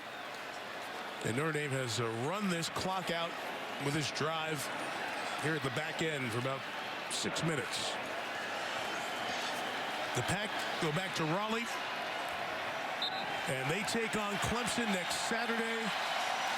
But another big test has been passed with flying colors by the Irish. 35-14, yet another win by more than 20. And as the calendar page turns to November, Notre Dame is once again in the championship picture.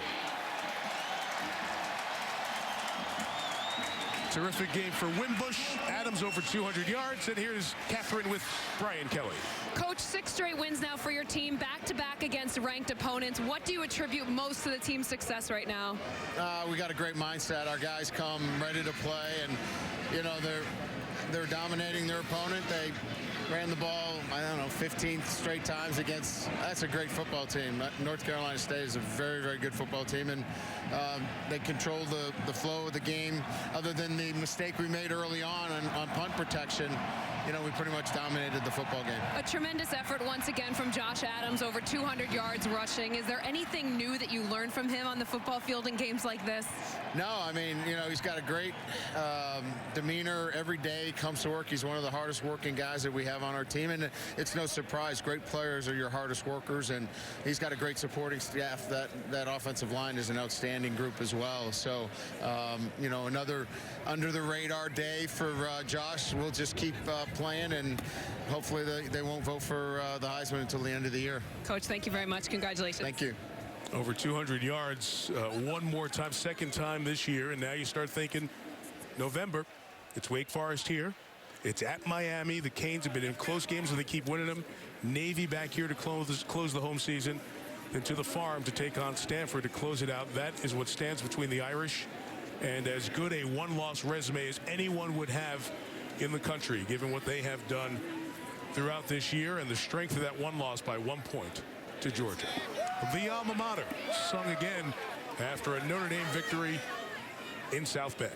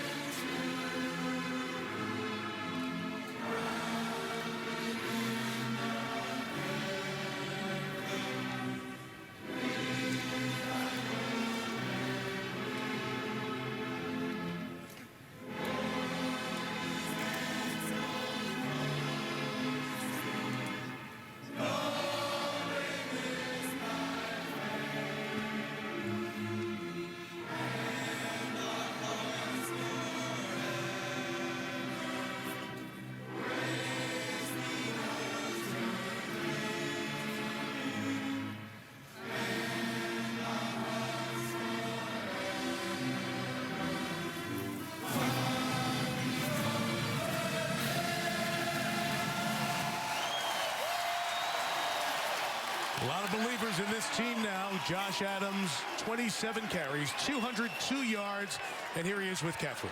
Josh, over 200 yards rushing against one of the top run defenses in the country. How did you do it today? It was a team effort. I mean, of course, the offensive line has been playing amazing. You know, they kind of brought the energy for this game, and they kind of told the team what they wanted to do and what they wanted to accomplish, and we did it together. So that's how we did it. Your team launched a campaign that involves this hat here, the 33 trucking. I know you hate talking about it, but what does it mean when you have the whole team coming together for your success? I mean, it's really about all of us. We wouldn't be here without each other, and it's about every guy doing their job and doing it to the best of their ability. And when that happens, you know, you get those individuals who are recognized. So it's just about the team coming together and fighting for something greater than themselves and trying to accomplish that goal that we have set for ourselves. And when that happens, you know, the rest will take care of itself. Josh, congratulations. Thanks so much. Thank you. Thank you. Mike. All right, Tap, thank you. On to November and the Irish in the championship conversation. Brian Kelly's full press conference available for you on NBCSports.com. We're up back here 1 week from right now. Wake Forest here in South Bend, 3:30 Eastern on NBC. Tonight, 8/7 Central, Dateline Saturday Night Mystery. Later tonight, 11:30 Eastern and Pacific, David S. Pumpkins animated Halloween special, followed by SNL Presents Halloween. Rob Highland, our producer. Pierre Musa, our director. Our terrific Notre Dame on NBC team. With my fellow goal scorer, Catherine Tappan, and Doug Flutie. Mike Tirico. So long.